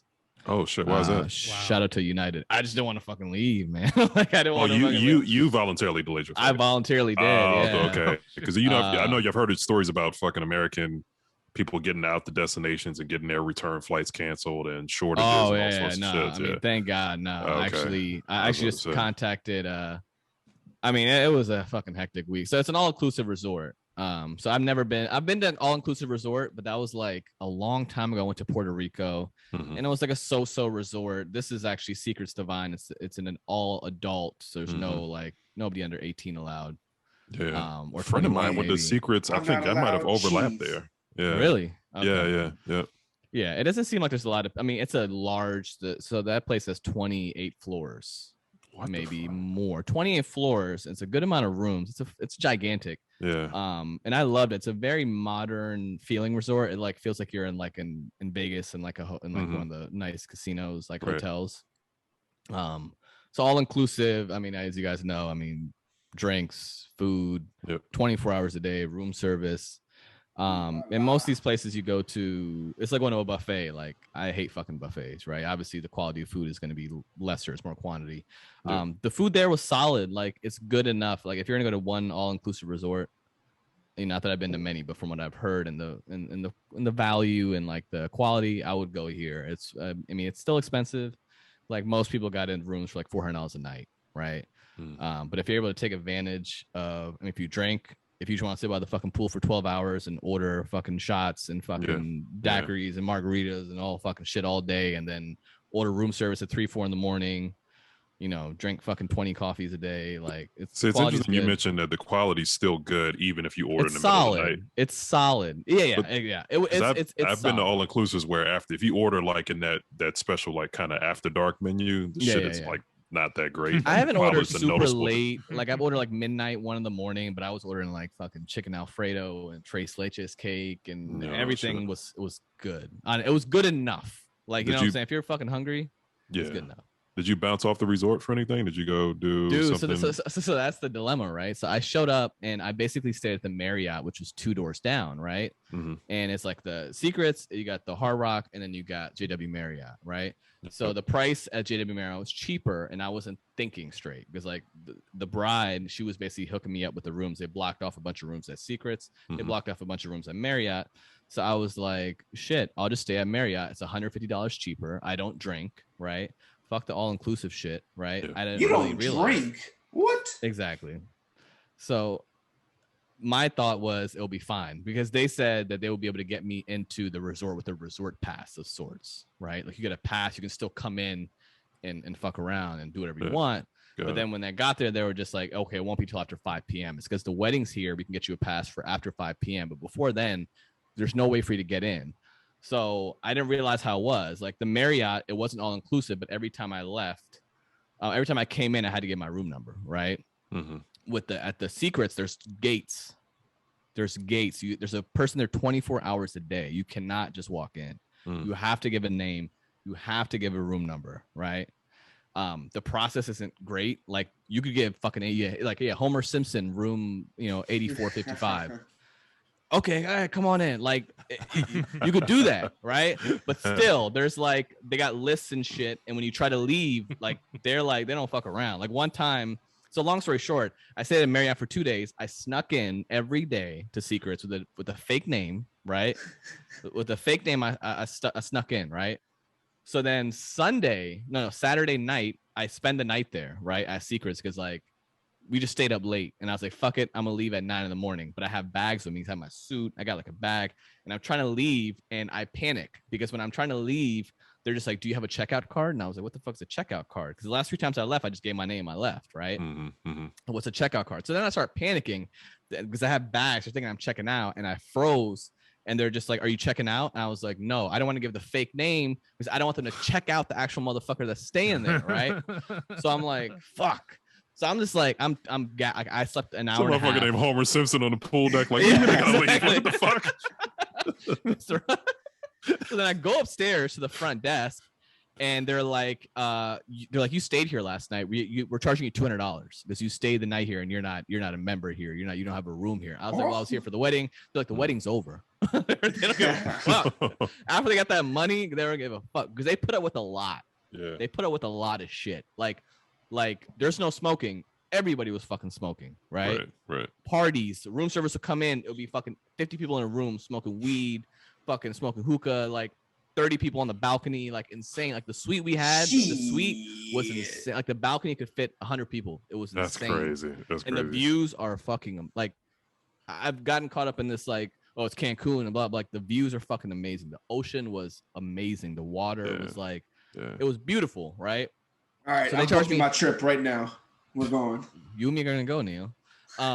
So then I walk to the front desk, and I'm like in this zone. I'm like, you know what? I was like, I'm gonna be right back. I'm gonna go talk to the bride and groom who organized this shit. So I'm like, I sneak out right from the front desk, and they're not even paying attention to me. So I sneak out. I start walking around. I start calling people like, is there a separate exit? Is there a way I can get the fuck out of here? Like at 9 a.m, I'm calling people, I get the fuck out of here. And someone's like, yeah, like go to the beach. You can leave from the beach. So I never been to the beach here. So then I go outside and I walk outside. I walk to the end of the pathway, and I'm overlooking the beach, and I don't know where the fuck the exit is, right? So And then you got I'm like all your shit slowly with taking you? my time. I got like a bag with a suit in it and like a book You bag. are you rolling your bag on the stage? No, it's like a book bag, a big book bag, and I'm like lugging over his this pants shit, all right? cuffed up to his knees and shit. It was fucked up. No, I had extra clothes, but I had my suit packed up. So then I'm walking. I was like, all right, I'm about to make my exit. I'm gonna go down to the beach, and I'm gonna walk out the beach. I walked back down the pathway towards the door where the exit is. Yeah. 2 motherfuckers are waiting there for me. He's like, sir, can you come with me? He's like, we have to go to the front. I was like, Oh, fucking what the shit. fuck? So then I was pissed. They charged me $200, and then I had to walk my ass back to the fucking Marriott in butt ass hot weather. Like you're sweating. As soon as you get outside, you were sweating. Yeah, You could be butt naked. You're sweating in like 30 seconds. that's So crazy. then I'm just really upset. Like it was not the money. I'm just fucking pissed. Yeah, I'm like, I should have just fucking stayed here. Yeah. And then I was like, how do I get back? And then like, long story short, I tried to come back with some friends and it didn't work. Then I had to walk back, right? I had to walk back again. So then like the bride was like, why don't you just walk to the beach? They're not going to care as much. So I take all my fucking shit and I walk across the beach on the back end from the Marriott to the fucking Secrets. And the same dude with the clipboard. And I just said, I'm staying in this blah, blah room. This is my name. He let me up. Oh my God. Long story short, at that point, the bride and the groom, God bless them. I basically had a free room the rest of the fucking week. From Monday, Tuesday, Wednesday, Thursday, Friday. I got the fucking bridal suite for myself in another room. So I say 5 days for free, all inclusive. Didn't pay a fucking dime, right? Wow. And it was amazing. Like I was just fucking. It was worth the bullshit then. Yeah. It was worth the bullshit. So then, like Wednesday, like we go to Tulum. So we go there for one night. Tulum is a drive. Like you have to drive 2 hours there. And it's a fucked up drive, right? There's no airport that takes you there. So you got to drive there. There's no lights literally on the street at night. There's no fucking lights. So it's really hard to see. There's gigantic speed bumps, like 5 foot fucking high speed bumps, like 30 feet wide. Like it's just fuck shit, right? So we leave at 7:30. We get to the club at Tulum. And Tulum is like, you drive 20 minutes in the jungle. Literally, you cannot see shit. It's like one-way road. And you're driving in the fucking jungle and you just see like restaurants and little bullshit sightseeing and like hot ass girls walking around everywhere. It's fucking weird. So there's like outdoor restaurants. We get there at 9:30. We go in, it's insane. Like it's outdoors. There's just alcohol everywhere. Everything's outdoors. The music is loud as fuck, right? And it's just you cannot move. It's like insane. So you're just fucking partying, whatever. And they close at 11 though. Everything closed at 11. That shit sounds like Ibiza. It basically that's what it felt like, and I like that's what I would imagine it to be. Yeah. So and the food was amazing though. The food, I had like a filet risotto, fucking crack. It was like the best thing I had all fucking weekend. That video somebody did of you put it on your story where everybody's partying, you were still eating. Fucking I was fucking around eating. So that shit must be incredible. That was like 10:45. So you're sharing all these stories, and in between, okay. So I have multiple friends who went down there too, right? And at one point, like I'm watching one of the girls who I follow her Instagram story, and it's like this lit up cabana, right? Like there's a live saxophone player and like, there's drinking, there's hookah and girls in bikinis dancing. Then I switched to your story, right? And you're like in a room, like it's just a table full of food. And it's like you and 3 other brown dudes just sitting there like in a quiet room. I was compelled to text you like, the cabana. So basically, why aren't you at the cabana? Half of our group spread up and went to Tulum on Monday, and half of us stayed at Secrets. Tulum is not my fucking I mean, you saw the saxophone. That was like you watch a story on Monday, and you're like, okay, so they're eating, right? There's the lamb chops come in. There's a girl in a bikini, and then a dude with saxophone comes, and you're like, oh shit, that's pretty tight. And then 3 hours later, you watch the story again. Same shit. More fucking lamb chops come. Same bitch in the bikini. Saxophone, it's like, do it again. You come back on Tuesday. It's the same shit. He was in multiple stories across like 3 days.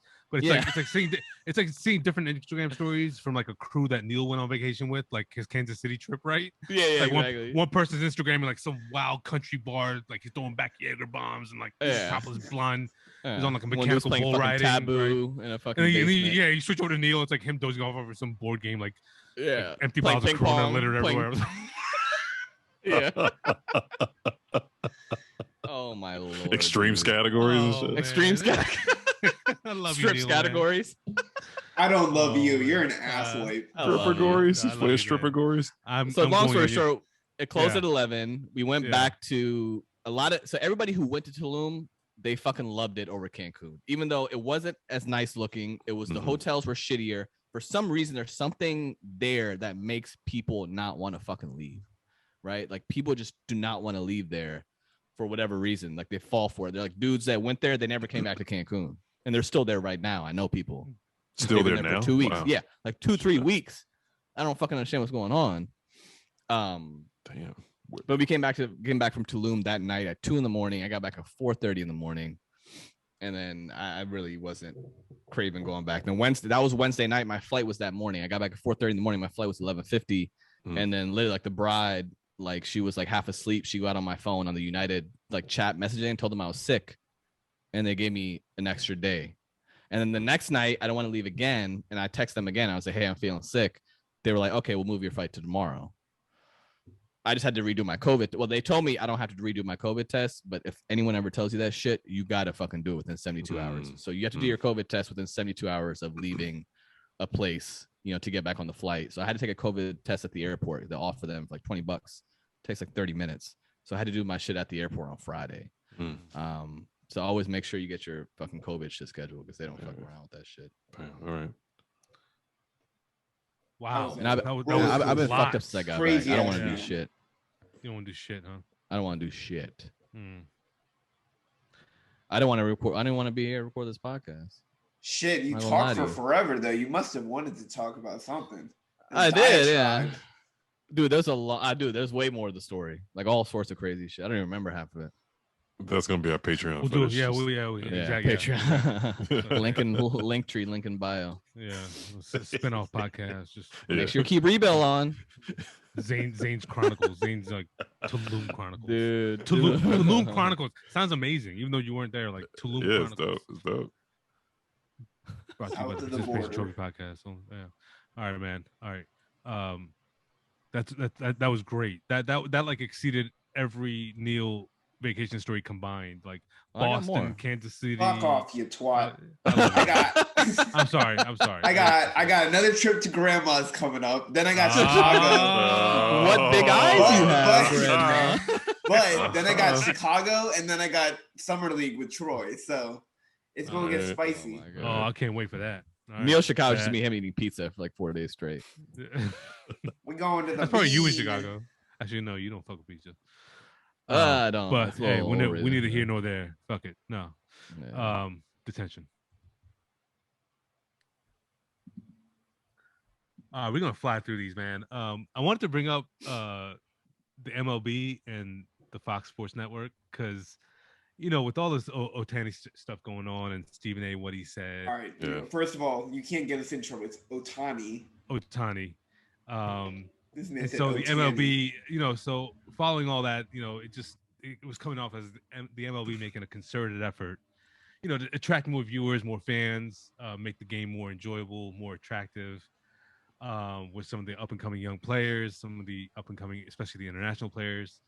And so I'm watching the All-Star, the Derby, right, on Fox Sports. I'm streaming it. Yeah. And lo and behold, in between, you know, two of the rounds, an advertisement, a commercial comes up for Dan Bongino's talk show. And I'm just like, really? Like, I was inspired to, and I watch the Derby every other season, right? Like every other year I catch the Derby. Yeah. But I was really inspired to watch it this time around after everything that was going on. I was interested in, obviously, Ohtani has been lights out. He's been historic. And so I'm watching this. I'm just like, y'all just fucked it up right there. Like I get it. Like he's part of the network. Kind of a buzzkill, right? Yeah. Kind of buzzkill. The irony of showing Bongino, who is, if you don't know who he is, he's a fucking one of the top like MAGA surrogates. Right. He's his Facebook post is always the top. Right. He's all that shit. Like he's got a former following. NRA hierarchy. Huge, NRA TV, huge grifter, but he's made fucking millions off of being a grifter. But yeah, this is the very group of people that, again, like we talked about the NFL earlier, that cast off baseball because of the All-Star game being moved from Atlanta. So to drop him in there is pretty like fucking tone deaf. So yeah, of course. I saw that. I was like, yeah, okay, all right. Yeah. Thanks for that. Yes, sir. You know, Bradley Beal. Bradley Beal. We saw what came out of all that, and there was a lot of criticism for the spouse a few months before that. You know, she's a known and clear and exposed anti-vaxxer. I just learned. I didn't know, man. She's proud. She's had multiple tweets about it. Is she from? Did she grow up with Brad, or is she from Cali? Yeah, she's from LA. All right, so let me just be real, man. I know of a contingent of anti-vaxxers. They all seem to come out of Southern Cal. I don't know what it is, man. Something about that. Not even just Southern Cal. I know people that are, you know, Bay Area anti-vaxxers and vaccine skeptics. There's something being bred out on the West Coast that's a little different. But yeah, to learn that, I was like, okay. I don't know about the demographical influence on it from what you're mentioning, but just seeing the consensus of beliefs from these people, it's kind of along the same lines. It's the same, just not understanding the scientific aspect of vaccines and what they do prevent and what they don't. Yeah. Again, it's very on the surface with these. When we talk about conservatives on a lot of their views on issues, it's very on the surface. I need to do my research. You're not doing any fucking research. They're not doing any research, right? You're not right. doing it. Yeah. You're not doing any research. And insulting research and studying and learning at the same yeah. time by saying that they are and they're not. It's clearly visible. Yeah. What angle they're taking. Sure. Let's wrap this up. Megyn Kelly. Yeah, Megyn Kelly, man. Yeah. Some bullshit. It's my boo. What she do? Or her fine Megyn Kelly, who is the eczema of conservatism, she just won't go away. Like they've tried to treat her and get her out of the paint, but she resurfaces every Glenn once in a Beck while. treatment. The Glenn Beck treatment. Can't, didn't work. Never really. Yeah, I don't want to call her herpes, but she's not quite going away. She and Pierce Morgan decided to go at Naomi Osaka because while Naomi, didn't participate in the Olympics. Naomi had a great business week. She had like a Naomi Osaka like Barbie doll, and she's got a Netflix docuseries I need to watch. It just came out, and she was on the cover of I forgot what magazine it was. Was it SI? Yeah, she's one of the 3 people on the cover. So Megyn Kelly, of course, the answer to the question nobody asked, just popped in and was like, "Well, if she couldn't talk to the media, then why does how does she get to do all this stuff?" Oh my Lord! Oh my God! Always throw Clay Travis bitch ass in there too, because he had he's the one that started that shit, right? And she hopped on it along with Pierce. But Megyn Kelly, I would say she doesn't realize how disliked she is. But I don't think she fucking cares. Yeah. But she's one of these kind of rare cases that she was hated by the right and the left, so she's just kind of in the middle trying to find her niche again. Her fucking talk show failed and all this stuff, so she pops up with some dumb shit every few months, and this was no exception. So. Shut the fuck up. Again, on the surface, just not really understanding the clear scope of things and what's involved, mental health, and Osaka's reasoning behind her, not being in the media. I mean, is it really understanding, or is it just pushing whatever the fuck those fucking shitty viewers want to hear about? It is, but those viewers, I get it, it's those viewers that have that lack of understanding, right? To them, it's very black and white, very on the surface. Oh, she says she can't do media availability, but she can do a Sports Illustrated cover, which was done well before all of that shit anyway. Got her back and even if it wasn't, right? There's a dynamic to media, to media questions that particularly that explicitly affects people that have mental health issues, being comfortable in those environments, being introverted. It's kind of like if I say no to coming to your birthday party because it's overwhelming, and then like 3 days later I go out to eat. Oh, you can go out to eat. You can't go to my fucking birthday party. Okay. Yeah. Right. But it's those viewers, it's those listeners, it's the audience that consumes that bullshit. With that lack of reasoning and understanding, fuck that shit. I'm gonna close it out with that, man. We're well over 2 hours.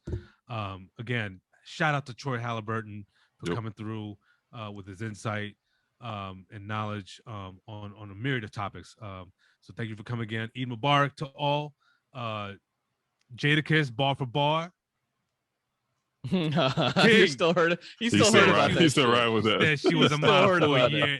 She was a model for a year and a half, and if she took her pins out, then the hair dropped down to her calf. I dare somebody to beat that shit right there. Let's go. Oh, come on. All right. Hey, get vaxxed up. Always fuck Clay Travis. PTP 39 in the books. Catch you next week.